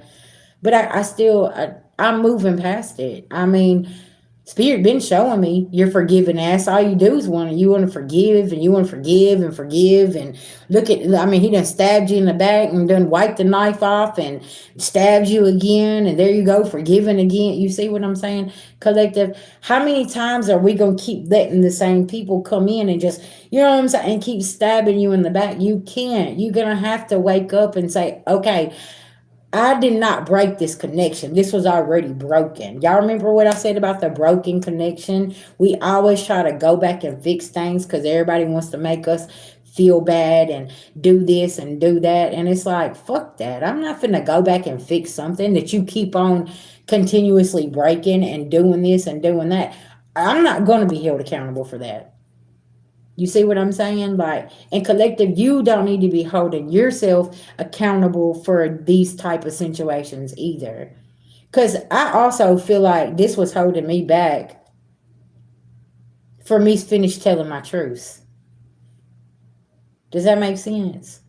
You kept coming in and arguing with me and beating me down about everything that I want to do in life. Like, I remember whenever I said I was going to New Orleans, like, he spent a whole week telling me. And y'all done booked my ticket. I done paid for it. I ain't listening to nothing he's saying. But I've done, like, I got everything set in motion. He spent a whole week telling me everything why I shouldn't go to New Orleans. That's a bad place. Oh, you shouldn't go down there. Just the fear, just this. I mean, it was just pouring off of him. Well, shit, Friday morning, I get up. I'm like, hey, come on, let's go. So you really gonna go? Yeah, I'm really gonna go. Shit, do I need to call a Uber? Do I need to call a taxi? Come on now, what we doing? Because my bus finna go. I gotta go. At that moment, it's like you seen the scare in his eyes, like she's about to really just go do this. Like, what's going on? You see what I'm saying? And I'm like, I'm going out of state. You'll be okay. Y'all gonna be okay. Quit trying to hold me down. Like, I need to go and do this for myself, right? That's when that was the moment I realized that I could take care of myself, collective. I didn't have no car. I was the most excited woman in the world. I walked down and I went to Walmart. I bought me a little cart and I put it together out there. The little Walmart man, he came out, he helped me put it together. I put my groceries in there. I walked myself back to the hotel. See what I'm saying? Like, at that moment, I understood that I could take care of myself. I'm proud of you. Because Goddess, you had to take that step and see. And whenever I called back home and I was like, yeah, so I just went to the grocery store. I got me a little cart. I'm doing this, I'm doing that. You know what I'm saying? I had a little kitchenette in there. I understood that I didn't need nobody else to take care of me. I could do it, even though I went all the way to New Orleans without a fucking vehicle. I still was fine, right? And I feel like that's what Spirit was trying to show me was I got this. So if any of y'all are living like this right now, I need y'all to understand this is for that codependency. You thinking that you need somebody? No, you don't. Because I promise you, people gonna come through and they're gonna make sure that you're good. And it's gonna be the people that you least expect. Because at some point, like I call back home and I ask for something, and that same person's like, no, no, I can't do nothing. I can't do nothing. But knowing they could, all they had to do was go to Walmart. But they wouldn't. You see what I'm saying? But it was like Spirit was trying to show me then, you don't need that person. That person is in your business too much. That person is a monitoring spirit. See what I'm saying? So that's really, really important. I don't know who I'm talking to, but listen, Spirit got you on an assignment. Pay attention to your assignment. Stop focusing on the material things, the monetary things. You always, Spirit always comes through and finds a way to make sure you're taken care of. I promise you, pay attention to that. Because people will show up. People will definitely show up, and it was so wild because one day at my hotel, I opened up the door, y'all, and this is the moment I found out how well known I was. Y'all, I was so blinded to the fact on my Vision Goddess Tarot channel how many lives I had touched. I opened up the door and my housekeeper, she started screaming. She said, "Oh my God, it's really you." And I was like, "What? Yes, ma'am. Who are you?" She was like, "Me and my husband's been following your channel." She was like, and we just packed up and we left. And she was like, "That's the best decision we ever made of our life." Y'all, I did not know the impact that I have on you guys until I went to New Orleans. I had no clue. I was so blinded to like the work that I do and how important it is and how it helps others. And it was like Spirit needed me to see how important I was because I'd always dismissed how important I was and the gift that I was to other people because I'm over here and I'm letting this demon just rip me apart and tell me how I'm never going to be anything and how everything that I touch is not ever going to be any, it's not going to happen. Nothing's going to work out for me, right?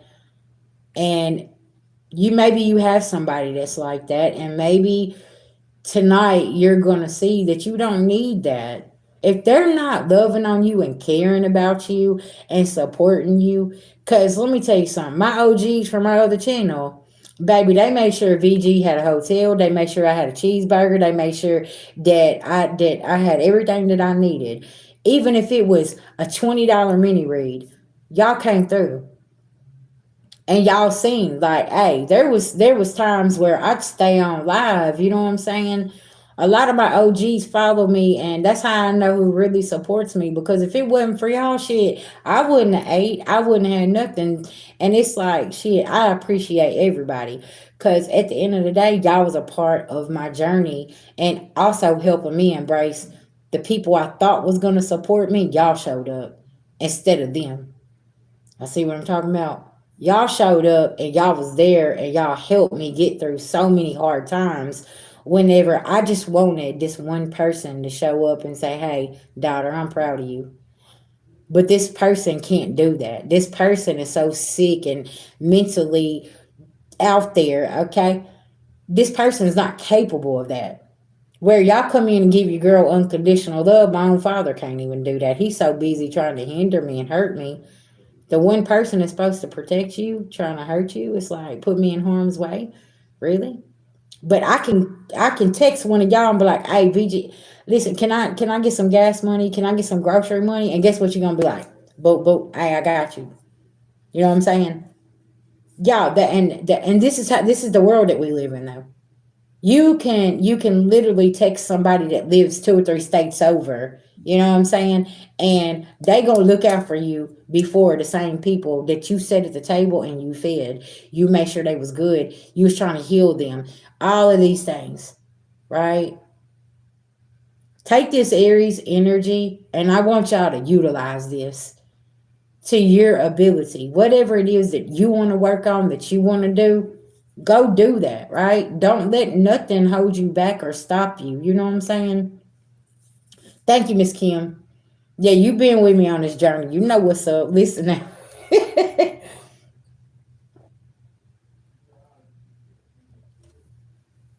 Look, you see what I'm saying, God? It's like you see how much we've grown and how much we trusted the ones that and it's like, okay, like what's going on? I remember whenever my moderator Kim, what you was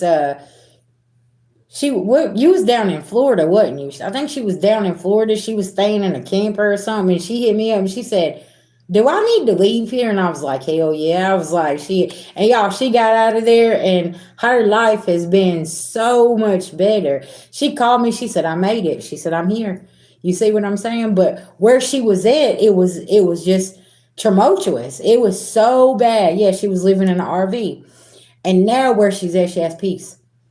But what did you have to leave behind, sis? Like you had to leave a slew of shit, the shit show behind, okay? And it's like sometimes y'all that leap of faith in your life is so important. And also, um, what I say about independence and codependency. Sis, what did that teach you? That you could take care of yourself. When you left there, it was like immediately you was like, all right, so now boom, boom, boom, I can do this, this, and this. And it helps with that codependency. Why you think you need everybody? Now look, now she's sitting there, everything good. Got a house. She's cool. Yeah, you see what I'm saying? Like everything falls right in place, but there's certain lessons that we have to embrace and we have to learn. And codependency could be one of them for people right now. Like they're so codependent on this over here, or somebody else's emotions, or somebody's money, or this, or you see what I'm saying? And it's like, no, be take that leap of faith because it's important for your own journey. Okay, y'all, we've been at this for an hour and 41 minutes. I just had to come spend some time with y'all, okay? Because I know I took the day off yesterday. But I told y'all I'm trying to get back to my lives and things like that. Yeah. See, look, the Hierophant. I'm telling you, the divine has stepped in here and somebody's heartbroken. Because y'all see all these lessons I was telling y'all, VG learn and all of this stuff. It's no more illusions for us. I know that people want us to stay codependent on them. That shit is draining, okay? Listen, if I can't call you and you can't do whatever, I'm not gonna be mad at you, right? But you see, I need to be looking at why I need to be calling you. Because I need to be making sure that I'm disciplined with something in my life. See, that could be very, very significant, right? I got to make sure I'm disciplined. So I'm not putting my energy where it's being taken advantage of, or where it's being blocked, or where they don't support me, or where they don't care about me, right? Oh, y'all, I forgot to tell y'all my son's show was absolutely amazing the other night. And I'm going to get his permission, and I'm going to find out if I can post his performance on my channel. Y'all, he got up there and he had his mama crying like a baby, okay? That's another thing, y'all. My growth, I see through my oldest son. And I know he comes and he watches. And son, if you're back there, I love you. And I'm very proud of you. I see me being my authentic self and him being so young. He's finally embracing who he is and his journey, and he can do it comfortably. Like, y'all, my son walks around with a confidence now that is so fucking amazing. Like, it just warms my heart because everybody, they do so much to break him. And y'all know he's my 8-8 portal baby. You know what I'm saying? And he has been through a whole lot. And he has had to overcome a lot of things and people calling him names and things like this because he's a part of the LGBTQ community. And people do not want to accept him for who he is. And he's accepted himself for who he is. And that's what I told him. I said, baby, listen, at the end of the day, don't nobody care about that. Okay? I said, if anybody, they love you authentically, okay, they going it don't matter, okay? If you in the same sex, if you over here and whatever, you run off with the circus, it don't fucking matter. I'ma love you no matter what, unconditionally. And y'all, he got up there and he sung his little heart out. Baby, soon as he hit that stage, okay, look, I got cold chills. Soon as my baby hit that stage, he started, and I seen him just, he was in his motion, like in his good energy, and just, and that Leo energy. So he's up here and he's performing and he's like knocking it out, you know what I'm saying? And y'all, the song that he chose, oh my gosh, that's what made me cry, because it was like, the song is like, I want somebody to see that I'm special for who I am. Like, y'all, it was very touching. It really was. And it was an experience. And that's why I'm so thankful for all the things that I've been through, because now my son don't have to experience it, because he seen mama go through it. So now he can just step in and be his authentic self. He don't got to go learn all them lessons I had to learn. Like, he's not in the streets, he don't do drugs, he's not drinking alcohol and stuff like this. Drinking and driving. He's very responsible. He's focused on his career, and he graduated school. That's why, like, when can't nobody take away from me with all three of my children. All of them graduated high school. Ain't none of them on drugs. Ain't none of them in the streets. All of them focused on their careers. Baby, I've done something right. You can't take that away from me, right? And that's why I tell y'all, don't let people try to rip you apart, because they like, oh, you from the other side of the tracks. Hell yeah, I raised my kids in the projects. Okay? I raised them in the hood, right? It's smack dead in the hood. And guess what? They come out and they doing their thing. They like, nah, we ain't going and getting high. We ain't getting on the bottle. We going and getting this bag, and we gonna be something in life. Cause look at our mom and our dad. They had it hard, right? So and then also, y'all, I'm not even a grandparent, right? Don't None of my kids got kids, and I'm finna be 43. I had my granddog, right? Lily, and she was lessons too. She taught me unconditional love, and she taught me, no matter through situations, no matter how weak she got, she was always there for me. Y'all see how the journey will bring people, places, and things. That's why no matter what, I don't care what nobody around town got to say about me, because one thing I know is, yeah, I went hard as a mama. I was always very strict. I always wanted the best for my kids, and I made the best of our situations. Even if we was walking, riding the bus, we was sleeping in the truck, even whatever we had to do. And then whenever we did finally move into our house and finally get a car, right? I remember my kids when they got into the car. My kids looked and they said, "Mama, we got our big house and you got your new car. What you wanted?" I was like, "Yep." I was like, "And you know what? We're gonna be just fine." And I seen the happiness on their face, because I put them in a safe space. But there were so many places where we wasn't in safe spaces.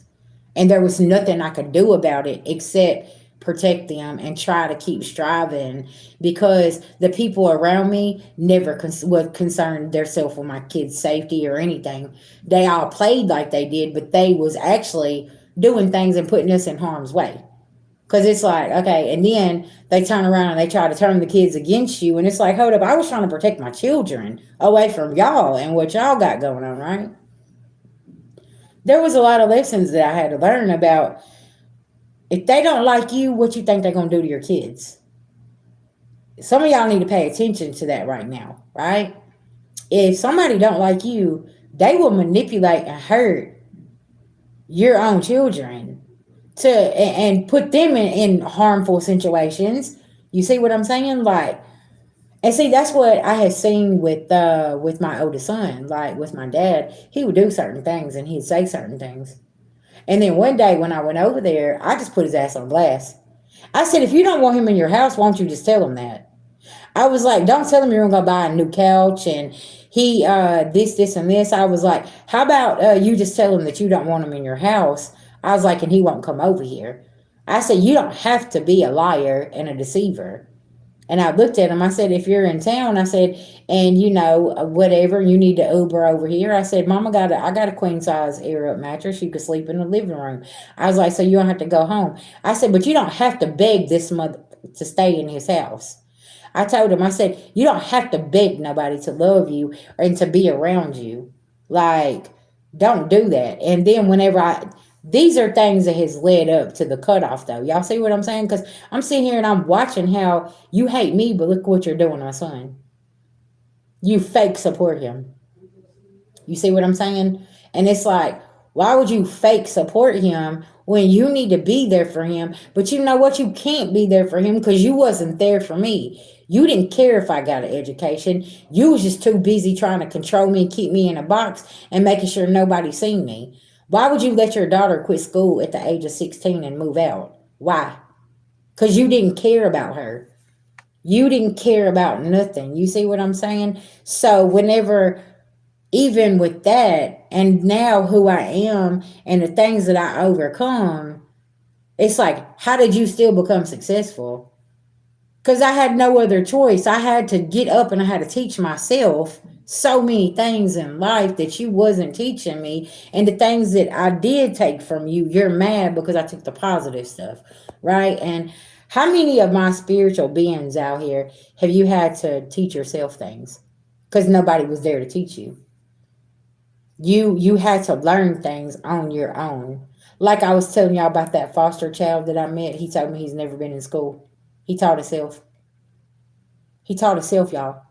A little boy been in foster care since he was 3 or 4. We met in Mississippi.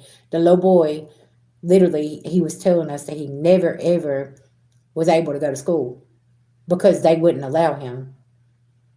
And he told me, he said, I go to the library. Y'all see what I'm talking about? Like, how do you hold these children back and do things to them? And it was done to us for so long. And they got mad because we learned to get up and learn how to create and do things for ourselves. And it's like, what do you mean you got this going on? That's why we don't tell you shit until we already got the keys. We already know we're going. We already know our business is up and running. Like, y'all, my YouTube channel literally had been up and running for like a year and a half before I even spoke to him and told him that I was on the internet. Because I knew how he was going to act. And I knew how he was going to speak over me. You see what I'm saying? And I knew the Spitfire energy was going to be thrown. So it was like, okay, let me build. And then I'm going to do this. So it was like, okay. Then whenever I pulled up, I'm like, I'm going to New Orleans. They didn't know what to do. Because, see, I'm keep moving my energy around.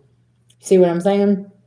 And then they started trying to use the holidays and stuff with the kids and why don't you come down here? And I'm like, nah, I ain't coming down there. I don't want to be around everybody. My kids can come up here and see me. But we got to manipulate the kids, remember? Because they need to stay away from me. Because, see, they done told them I ain't shit. They done told everybody I'm doing bad. But the whole time, y'all, I'm up here and I'm evolving. I'm building a business. I am, I done went viral on YouTube, all kinds of shit. And they have no absolute clue to what I've been doing. And then my son, he comes up there and he sees me and he's like, Mom, you're doing so amazing. And I was like, yeah, son.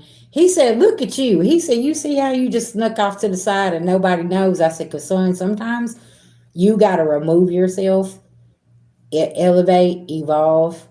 When you come back, your work's going to speak for itself, right?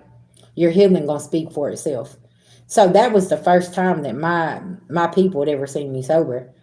They didn't know what to do because at this point, like, I'm not on anything. They don't know what to say. They don't know what to do. And they're like, wow. But see, I had already been away so long. I had been on that sober journey. They didn't even know. They was assuming that I was out there, y'all, strung out and all this other stuff. Y'all, I had done been sober for like, I think like 4 or 5 years, right? Before I had even went back around. They didn't even know. So whenever I come back around, they didn't even know how to handle me or my energy But the whole time, the word around town is I was out there, and I didn't clear nothing up. For what? Why are we gonna clear anything up?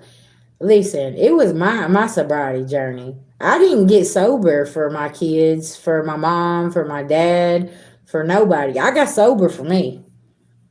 And some people will be like, "Oh, well, what do you mean?" Because why would I go and get sober for somebody else? It needs to be for myself. Because what if they disappoint me? Then guess what I'm gonna do? I'm gonna go back and I'm gonna go get high. So why am I gonna have my sobriety journey around and based on everybody else?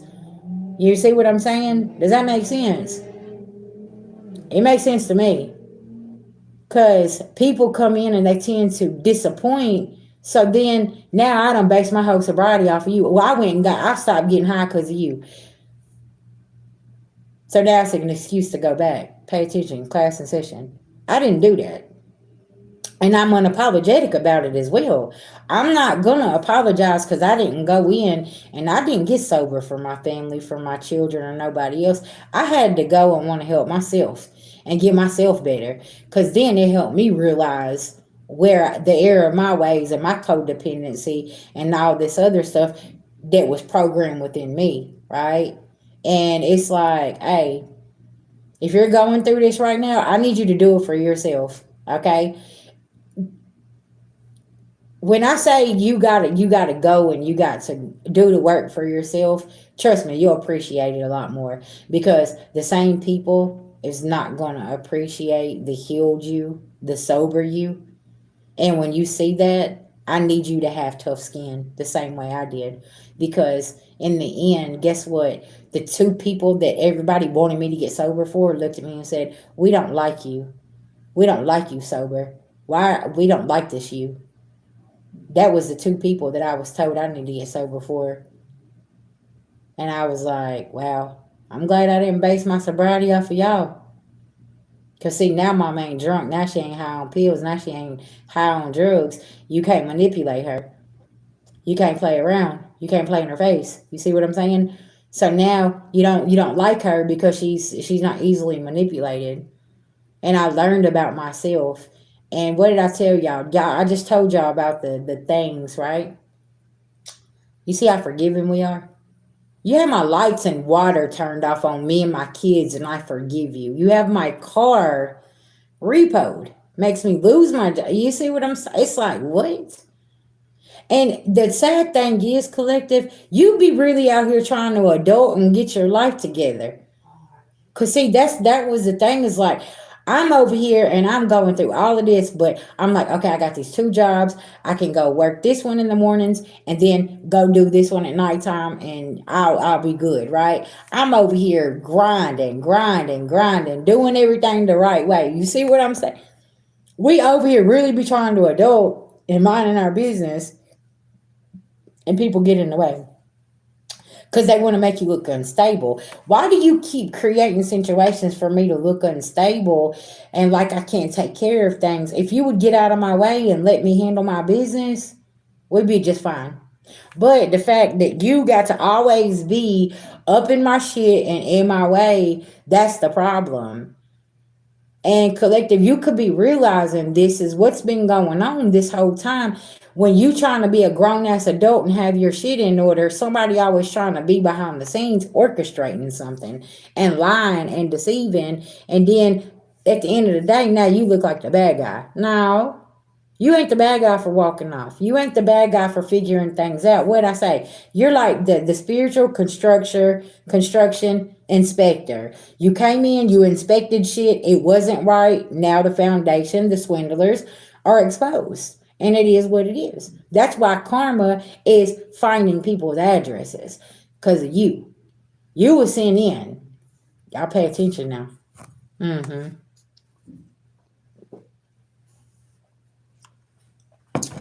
Life be lifing.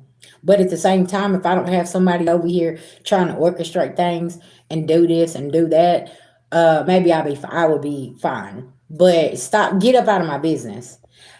Some of y'all have had situations with your kids because you got motherfuckers that is literally been all in your business. There was not a situation until they got involved and entered their self into your business. You was handling a situation and somebody here took it upon themselves to go handle it. Okay, that's gonna be very significant.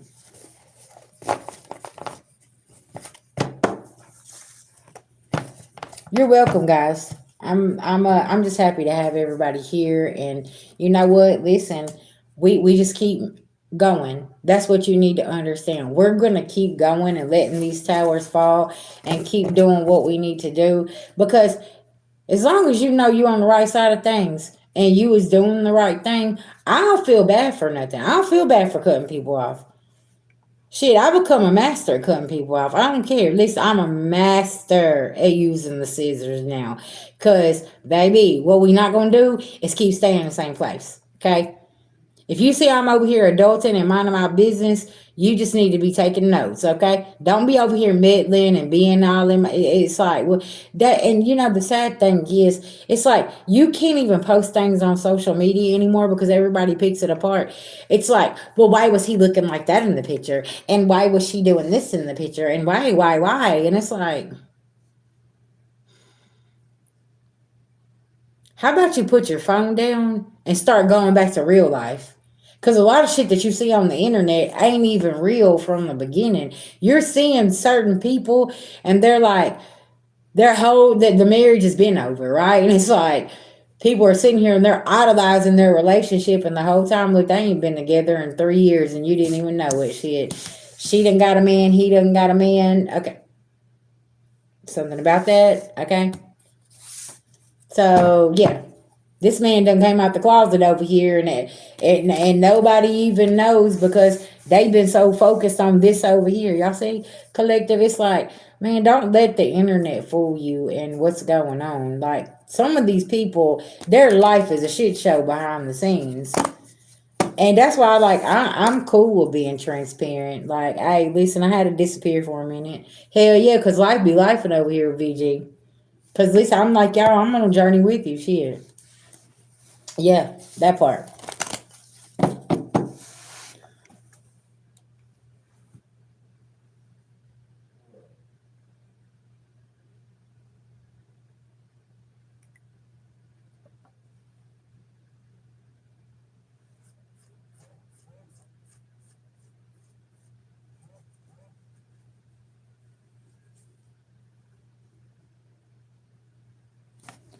Okay. Y'all, I'm gonna step out and smoke real quick, okay? And I'll be right back. Uh y'all let me know if you would like a $20 mini read, okay? Or two questions for $10. I got you. Okay. Thank you. I appreciate that very much. Thank you, thank you, thank you. I mean, listen, that's why I'll be like, who acts like, there was an energy for a while that like walked around like they was so perfect and they had it all figured out, and like me and my family is so perfect, and there is nothing wrong with us, and this and this, and it's like, you know uh karmic situations can look way different, right? And that's what people don't understand. They always think karmic situations is you coming from the other side of the tracks, or you suffer from some kind of drug addiction. But the whole time they're over here and they have Adderall addictions and taking their kids' medicine, and they're going over here to the potluck, okay, at the whole center over here, okay, and everybody is faking and everybody is just so perfect, and all this stuff, and it's like, and they can't come out of the house without having piles of makeup on their face and these designer clothes. They can't step out. Like, you see what I'm saying? Like, you'd never see them wearing Walmart clothes. Oh my gosh, that's against everything. Like, we've got to go to the mall over here. Listen, like, it's like name brand hoes, okay? Like, they gotta have a name brand on. Like, all of this stuff. When did all this stuff become so important? Like, uh, it's real strange. Yeah, it's real strange. I don't understand. At least I woke up like this. Okay, I woke up like this, and I'm unapologetic about it. Okay, it is what it is. Shit, my dress is from City Trends. Okay, yeah, my my hair dye is from the hair store. It was $5. Okay, type shit. Right? I'm just like, what's going on over here? But it's like everybody's got to keep up with the trend, and they got to do this and they got to do that, but behind the scenes, they're falling apart. They're spiritually broken. Their soul is lost. They're not happy, and then they see you just being your authentic self. And it's like it's simple things in life. And y'all, that's what I've come to understand.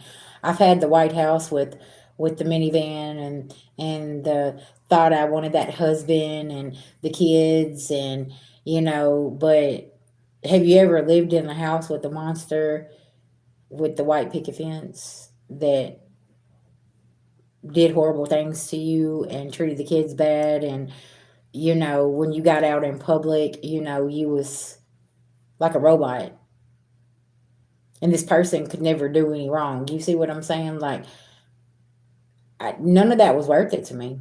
None of that. I don't want that, right? And that is like the American dream. You have the little house with the white picket fence and the family van, and we're gonna do this. Some of us, y'all, that's not our calling. That ain't where we're happy at. You see what I'm saying?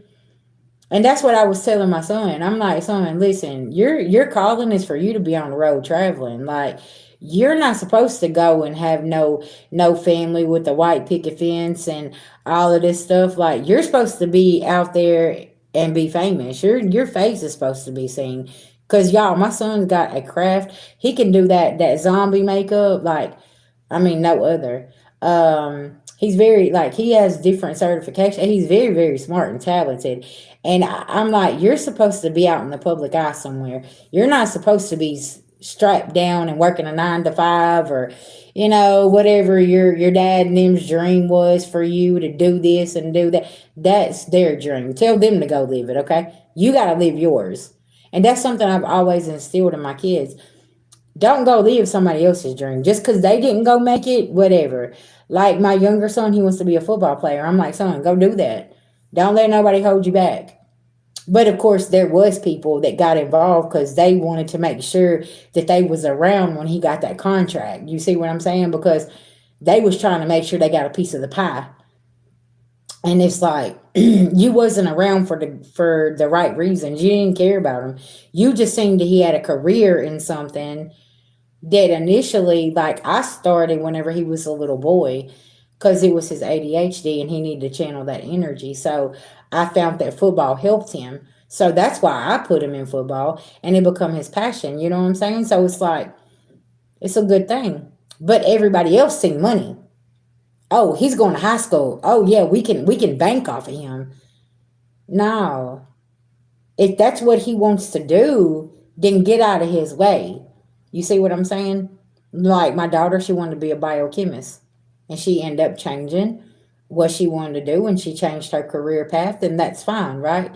But so many people's trying to get in the way of what these kids want to do these days, and it's like, do y'all know how much money these kids, they're over here, they're on the internet making of their first million at the age of 18. You see what I'm saying?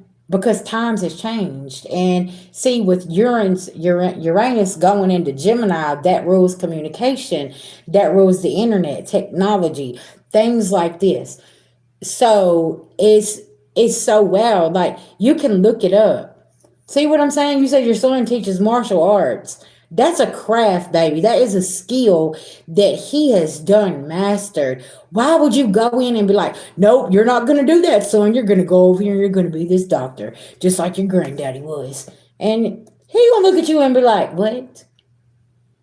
I don't want to go. That was granddaddy's dream, not my dream. You say, like, it's so wild though. Like, There is so many different outlets out here, and the people that don't understand it are literally like over here, like, nope, that's not going to work. And it's like, you don't even know how to work the phone, the computer. How are you going to tell this 21-year-old that he can't go out here and build a game and make a million? Like, listen, that's why for my young people out here, don't be listening to people trying to put that in your ear, because all you got to do is go do it, okay? Like, I'm telling you. Like, it's wow, because folks are not paying attention. Everything is digital now. And that's what I was saying is like, the money. The money's going digital. Everything is digital now. You're not gonna be able to get a money order or get cash out of an ATM, or all this shit's gonna be gone. And the people that don't understand it, they're like, oh no, there ain't no way they're gonna do that. Yeah, they already took the penny away. They about to take your cash away, okay? You better learn how to use them phones. You better learn how to pay your bills, because if you don't, they're going to be starting coming and taking your stuff, right? Because you're going to have to call. They're going to have to take that credit card number. That's what I'm saying. People that don't want to move with the times, y'all, is going to be lost in the sauce. So if you got some elders, help them, because they're going to need your help. And the ones that don't want your help, just at least, I don't know, I guess they're going to have to drown. Because that's how I feel. Like, I'm always trying to help, and it's like every time y'all I try to tell them something, it's like, no, no, you're wrong. You're wrong. I'm like, fuck it then. If I'm wrong, fuck it then. You know what I'm saying? Don't call me though. Okay? Don't call me whenever you can't pay your rent because you don't know how to do this, or you can't do this. You see what I'm saying? Because everything is digital and it's going to be there, and it's all we're moving. Y'all, we was raised up on the Jetsons.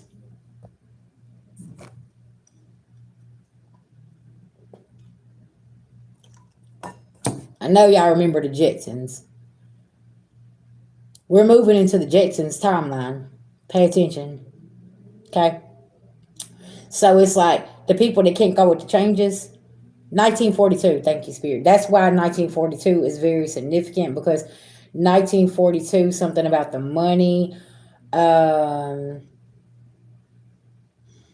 did we go from gold to actual money or something here? Hold on, y'all. I'm gonna have to do some research on that.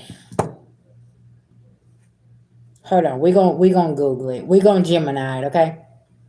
We're gonna Gemini it because that's what the name of Google is, right? In 1942, did the money change over from gold to dollars? No, the U.S. didn't switch from gold to paper money in 1942. While domestic gold ownership was banned in 1933, the dollar remained linked to gold for international trade. The Bretton Woods Agreement in 1944 actually solidified this link, which lasted until 1971. For financial advice, consult a professional. So okay, so something about that could be very significant. Okay, what happened in 1942 for the United States? In 1942, World War II became a global conflict, with the Allied powers starting to gain momentum against the Axis. Key events included the victories at Midway and Guadalcanal, the Soviet counteroffensive at Stalingrad, and Operation Torch in North Africa.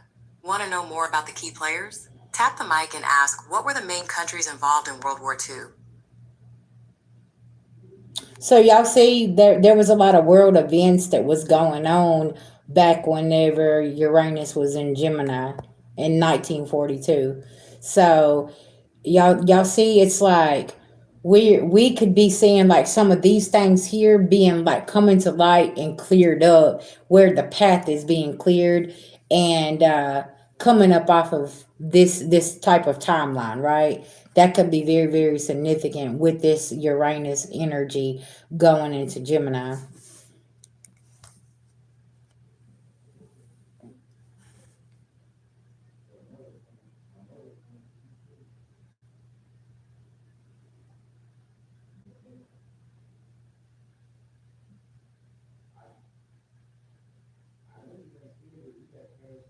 Historical events in 1942 on this day, February the 14th, the Japanese landed near a oil center. So yeah, that could be very significant.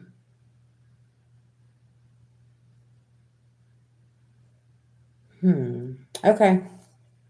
Y'all listen, I love history. I love to hear about it. And that's why I said something about maybe some books, getting your kids some books, teaching them things about, these different events and how we got here. That's gonna be very, very significant as well. And that's the world changes that we have now. So it's like going back to the past, figuring out the future, right? That's gonna be very significant. All right, y'all. I'll be right back, okay?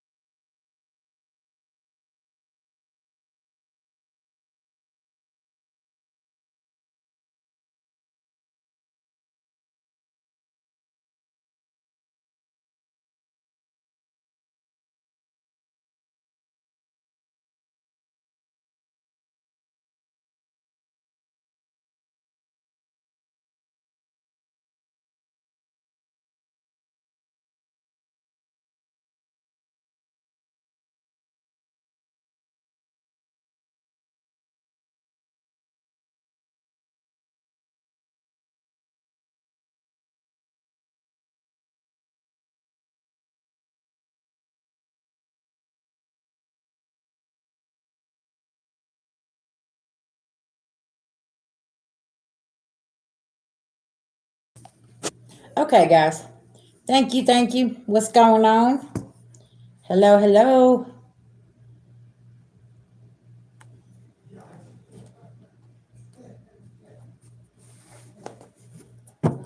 All right, what can the collective? Oh, what's the message they need? Clear spirit.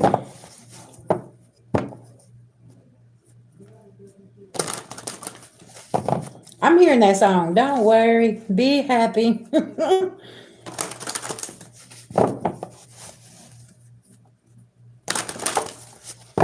All right. Yeah, you done tapped the illusions, Somebody's carrying burdens here, okay? You gave somebody their own burdens back. For my divine feminine that have small children, somebody is watching you carry something here by yourself. You see her, okay? And somebody's really upset because you're carrying something and you make it look easy. Congratulations. Listen now, motherhood is hard. I know fatherhood. I could be talking to a single father as well, okay? And you make this look easy. And somebody here don't want you to have strength because they want you to be in that codependent energy and depending on them, okay? Something about that. Because somebody else, their Ace of Pentacles is in reverse. You could be going to school. You could be juggling 2 jobs, okay? And somebody's really upset because of what you're doing here.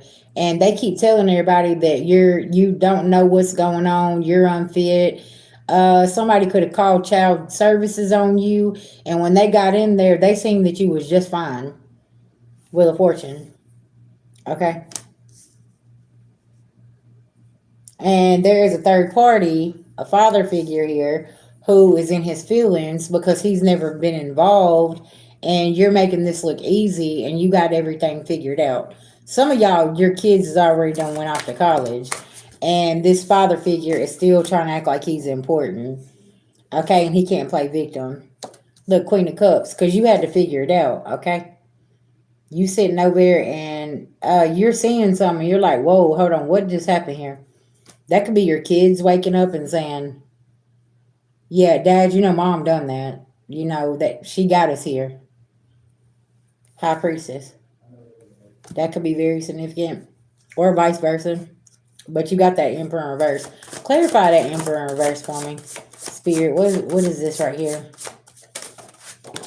Her face. Y'all, this reminds me of my homegirl. Shout out to you, Aaron.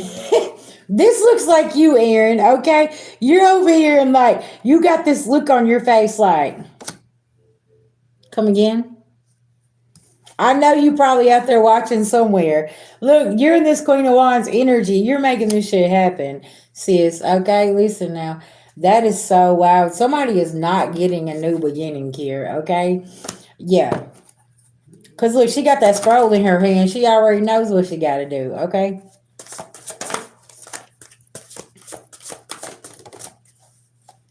Somebody in this Five of Swords energy. And like he's looking like he wants to pull that sword out. And it's like, sir, you need to think twice before you do that. Okay? That's going to be very significant. Because somebody is stuck in this Eight of Swords energy. Y'all, somebody's stuck in their own energy and they're mad because this energy return has hit them. And it's like they're in this mental confusion. They don't know what to do. Okay? And y'all see how she's trying to hide her face behind that fan? Like somebody's trying to hide their face like, oh no, it wasn't me. Yeah, it was you. Yes, it was. That's what I said something about adulting. Like somebody is so mad because you make this look easy. 222 on the clock. I'm on the right track saying this. Yeah, somebody's cold. Queen of Swords in reverse. Somebody's mad and they're angry and doing this and doing that. And it's like, listen, I don't got time to worry about this. I got to go to work. I got to go to school. I got to study. I got to do this. I have to do that, right? It's like, I ain't even, and see, this could be your grown kids. They're like, listen, I don't care about the drama, okay? I'm trying to go to school. I got to work. Listen, my job, my life. Okay, it's reconnect. See, even your kids are reconnecting to their self, and they're like, okay, I'm busy. I don't want to hear about all this. That's why I say, like, some of these people are too old to be trying to drag people in the middle of something. And it's like your adult kids could be seeing this, and they're like, listen, Princess of Wands is communicating something like, hey, you see, I got something I got to do here. Like, what do you want?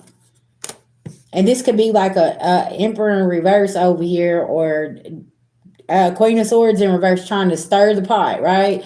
And it's like, you know, you're going to have to lick the spoon after you get done, right? Because you over here stirring mess up. It ain't true. You're lying. Yeah, this week, that could be very significant. Somebody's going to be put on the spot. Like, you know that you've been telling a lie the whole time. Like, ain't nobody listening to that. They don't want to hear that. Yeah. Because, see, I'm telling y'all, divinely orchestrated. It's something that's being divinely orchestrated here for something to work out just how it's supposed to. Something's ending with the death card. Yeah.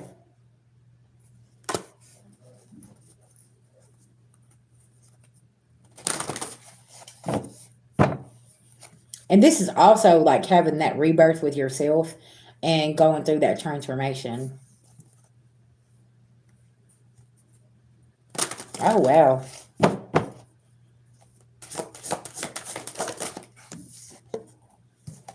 See, I'm telling you, Princess of Cups. That's a fishy cup, and you're like, somebody's like, I'm not dealing with this Ten of Swords. You ain't gonna come in and do the same song and dance.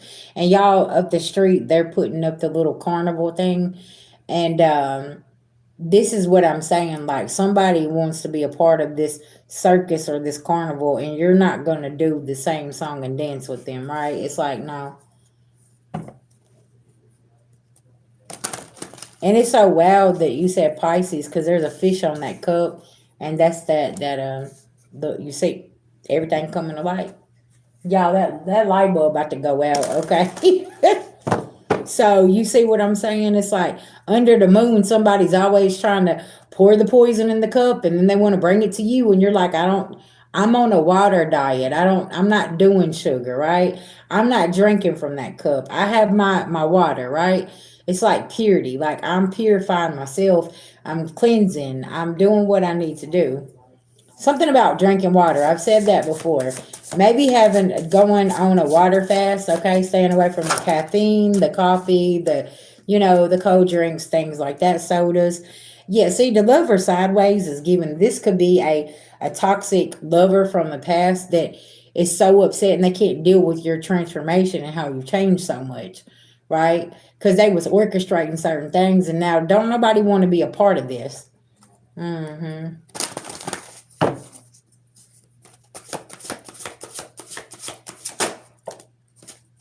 Y'all, this could be the person that's trying to run from your spirit team. Three of Swords. And they're heartbroken and they don't know what to do. And they keep on trying to run from your spirit team, and your spirit team keeps catching up with them. Okay? Could be a Lovers in reverse, an Emperor, that could be an Aries, that could be a father figure or a boss. Somebody here, karma is catching up with them and they don't know what to do.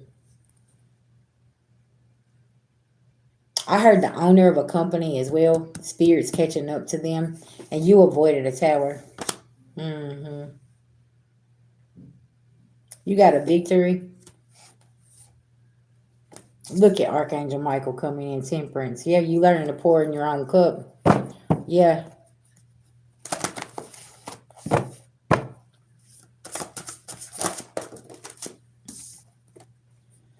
Yeah, because you ain't pouring in no Two of Cups in reverse. And judgment. You're calling judgment on that situation.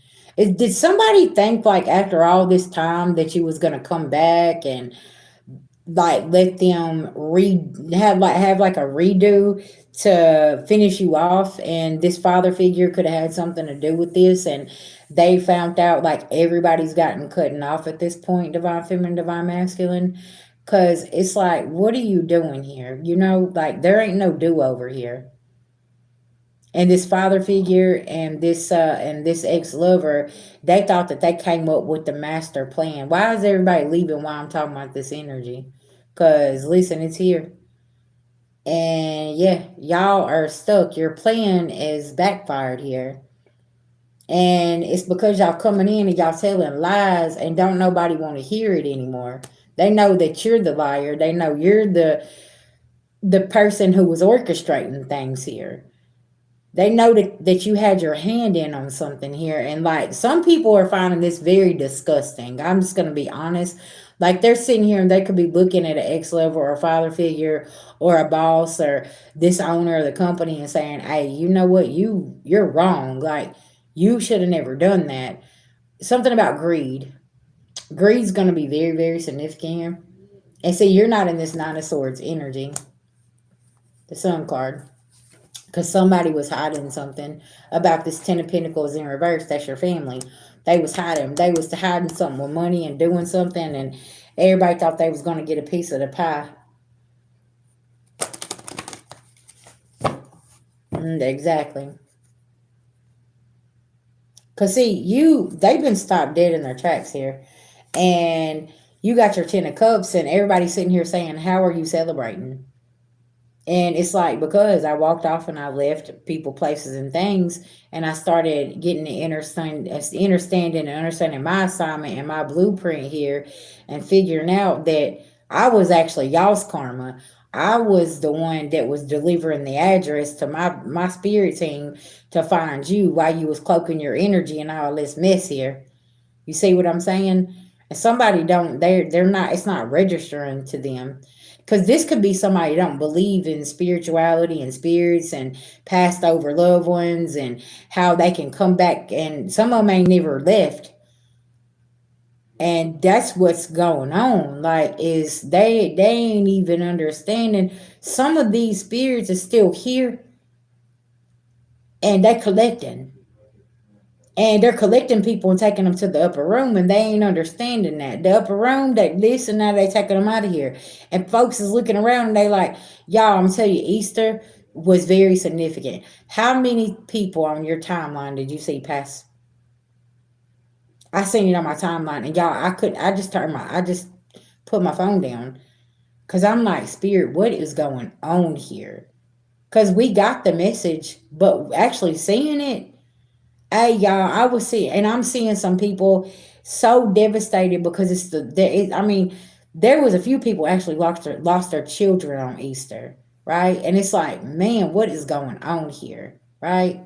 Yeah, it's a lot. It's a whole lot going on, and it's like, is this really real? What I'm saying? Is this really happening? Yeah.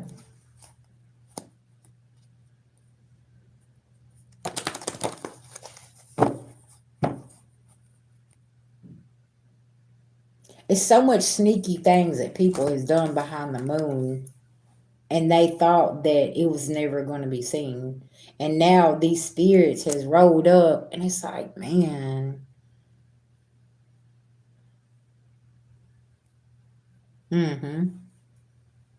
He was too smart. He outsmarted the teacher. They got really upset with him because he's asking all the questions. I remember my younger son, I had a meeting at the school because he would give the teacher the math answer, but he would not work the problem out, right? And it's like they got frustrated. He looked at me, he said, Mama, why I got to tell them how I got the answer? Ain't I just supposed to tell him the right answer? Because he's like, I do it in my head. Because he could do his math in his head. He didn't want to write it down. And that was always an argument, right? And I'm like, son, you got to show your work. And he's like, Mama, that's so stupid. Like, why? Why do I got to do this? Why? You know what I'm saying? But it was because he was ahead of the game. He was ahead of time, right? And I mean, what do you tell your child, right? Yeah, see? Yes. So, we see this in our own children, right? And it's like, that's where we got to come in and protect them, because we already know they trying to dumb our kids down. But whenever you're talking about a divine feminine or divine masculine having children, that you can't dumb them kids down, because they come from that hidden knowledge. When they come from you, they come from that bloodline of hidden knowledge. So they're gonna possess certain gifts and things that they can do. Right? He could do it in his head. He didn't have to write that answer. He didn't have to show you. He could give you the answer, right? So it was like, wow. So they treat them different. So now all of a sudden they need to be put in a different class now. But the only reason they're doing that is so they can study them, because they know how intelligent they are. Because everybody learns in a different way. How many of us learn hands on, right? How many of us from reading a book? Um, how many of us in a classroom listening to somebody? they can do certain things like that, then all of a sudden they're different. We need to study them over here. So now we got to put them in a small group of people. How many of us was put in that small class? Because I remember whenever I was put in this small group, this small class in school. There was only like 6 of us in there, and they put us in there with a teacher. Y'all, she was a hard ass, but we would always ask the hard questions. So her answer when she come back was a hard ass answer. Like, well, why would you ask that? Because it don't make no sense. Can you break that down for me? Because I don't understand that. That you see what I'm saying? So as adults, you're hard to deal with now because I need you to break that down for me. Because see, that don't 2 and 2 ain't making 4. Yes, it is 2. 2 and 2 is 6. What do you mean? And we're sitting here, we're saying no. 2 and 2 is 4. Where did you get the extra 2? Well, hold on. What's you see what I'm saying? Yes. Mm-hmm.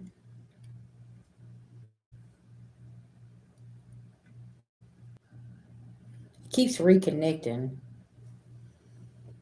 But you see what I'm saying? So now you're labeled different. Now you're labeled the problem child. Now you're labeled because you're asking all these questions, and it's like, don't you, there's never no dumb question.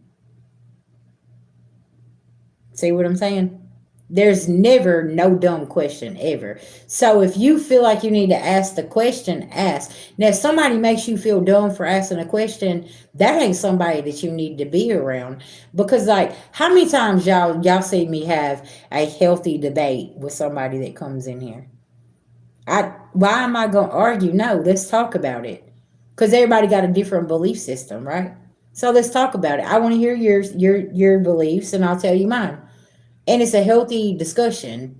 It's not a argument. You see what I'm saying? It's we're teachable. Like, cause maybe you're gonna teach me something about that culture I didn't know, right?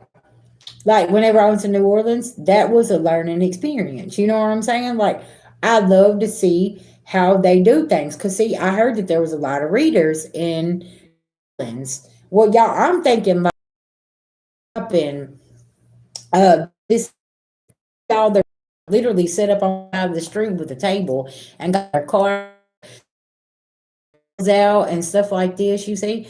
So it's like they move different down there. So it's like, oh, okay. And then you got a couple shops down there, but that's it. But the way it was explained to me, this is what this was, right? Hold on 1 second.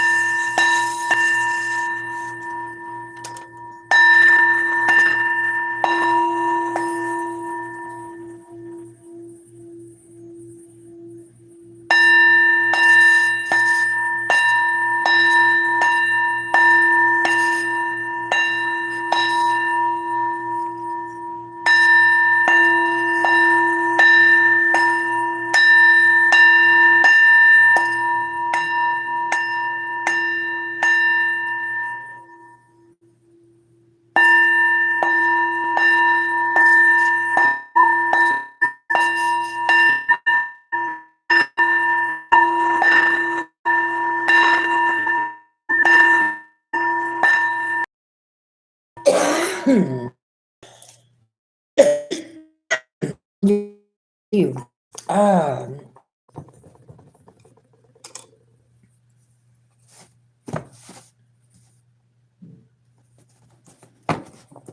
so that's the thing is like then we're labeled the trouble child. We're labeled all of this stuff because I didn't pick up what you was trying to program.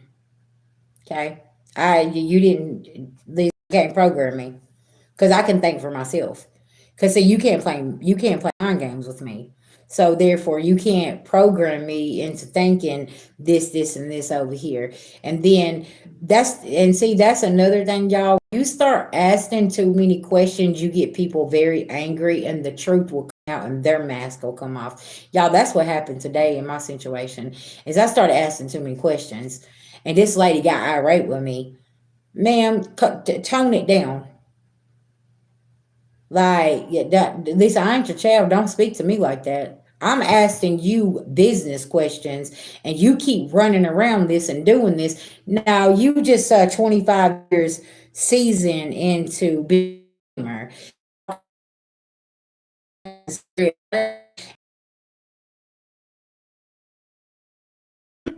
I'm not afraid of that. What are you conversation every time she talks to somebody and she puts that fear in them, right?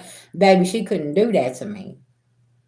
Cause I see I'm too seasoned. I'm too tapped in. I know what's going on. Cause see, she didn't know that I had been playing the game with her for the last 4 months. She didn't have no clue though.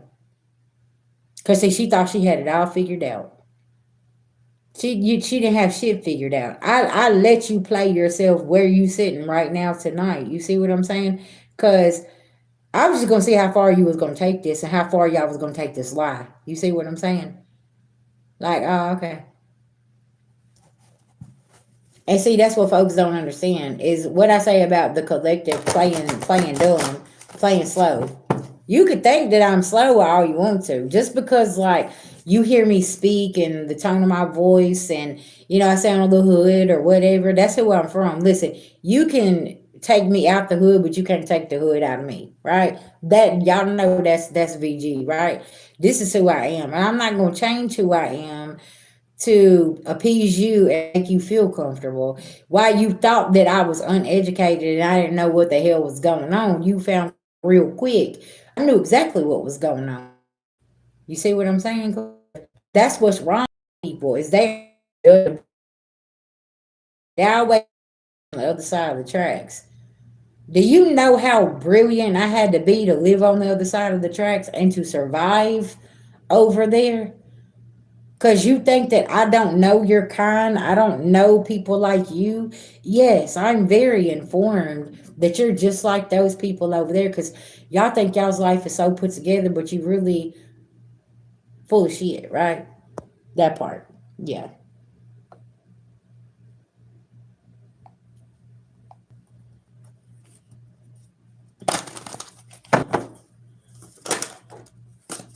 See, King of Swords.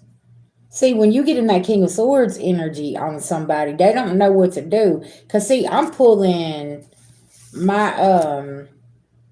I'm pulling my energy, my emotions out of things, and I'm gonna handle you in that King of Swords, Queen of Swords energy. Cause I'm looking at it logically. And that's what people don't understand. When you master the detachment and you know when you need to detach from situations, like today, I wasn't in my emotions. I was in Queen of Swords energy. I was in that logic, facts. I don't want to hit. Don't come over here lying, okay? Because listen, I'm already aware of what's been going on, and Queen of Wands energy, and they don't understand. Listen, when you start getting a woman or a masculine in his King of Swords, Queen of Swords energy, he done pulled his emotions back. So he's very well aware of, or she's very well aware of what is the picture you're painting here. That's why people need to be careful, especially with this Uranus going into Gemini. That's air energy. That's stepping back and that's ruling communication. And that's saying, are you communicating clearly, honestly? Like, is this, you sure you want to stick with this? Because it's like, go on and make sure you got all your ducks in a row here. Somebody needs to cross all their T's and dot all their I's in a situation, because when these towers are dropping, it's people going right, and that's what people don't understand. What I say, karma doesn't lose an address, and some of y'all are somebody here communication in and out. Because they was barely offering anything. They was breadcrumbing. Okay. And you done figured this out.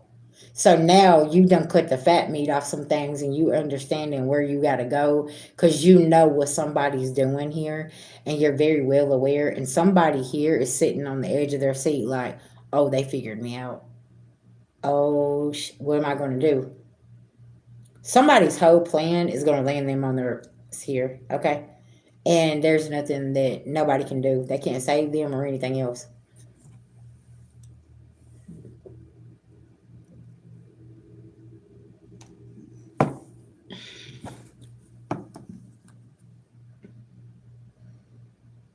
All right, y'all. It's 11:46. VG about to go.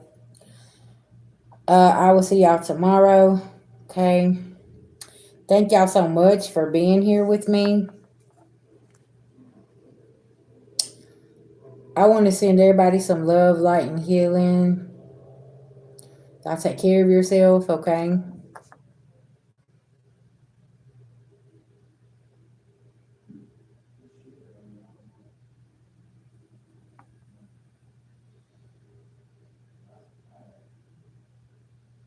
I met my husband in divine timing. Yeah.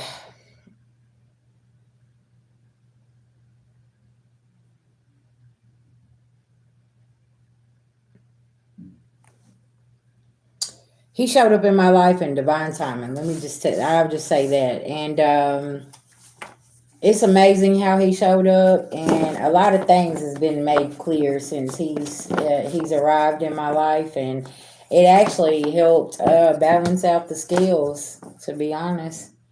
Because people they fake support. You know what I'm saying? They act like they support, but really behind the scenes they feel other ways. So it's like whatever, right? I made a lot of things and people, some things clear, like I said. But it's a beautiful thing. All right, y'all. I love y'all. Talk to you later. Take care of yourself, and we will get back to it tomorrow. Okay. I want to send everybody some love, light, and healing. Y'all remember, choose yourself. Okay. Peace.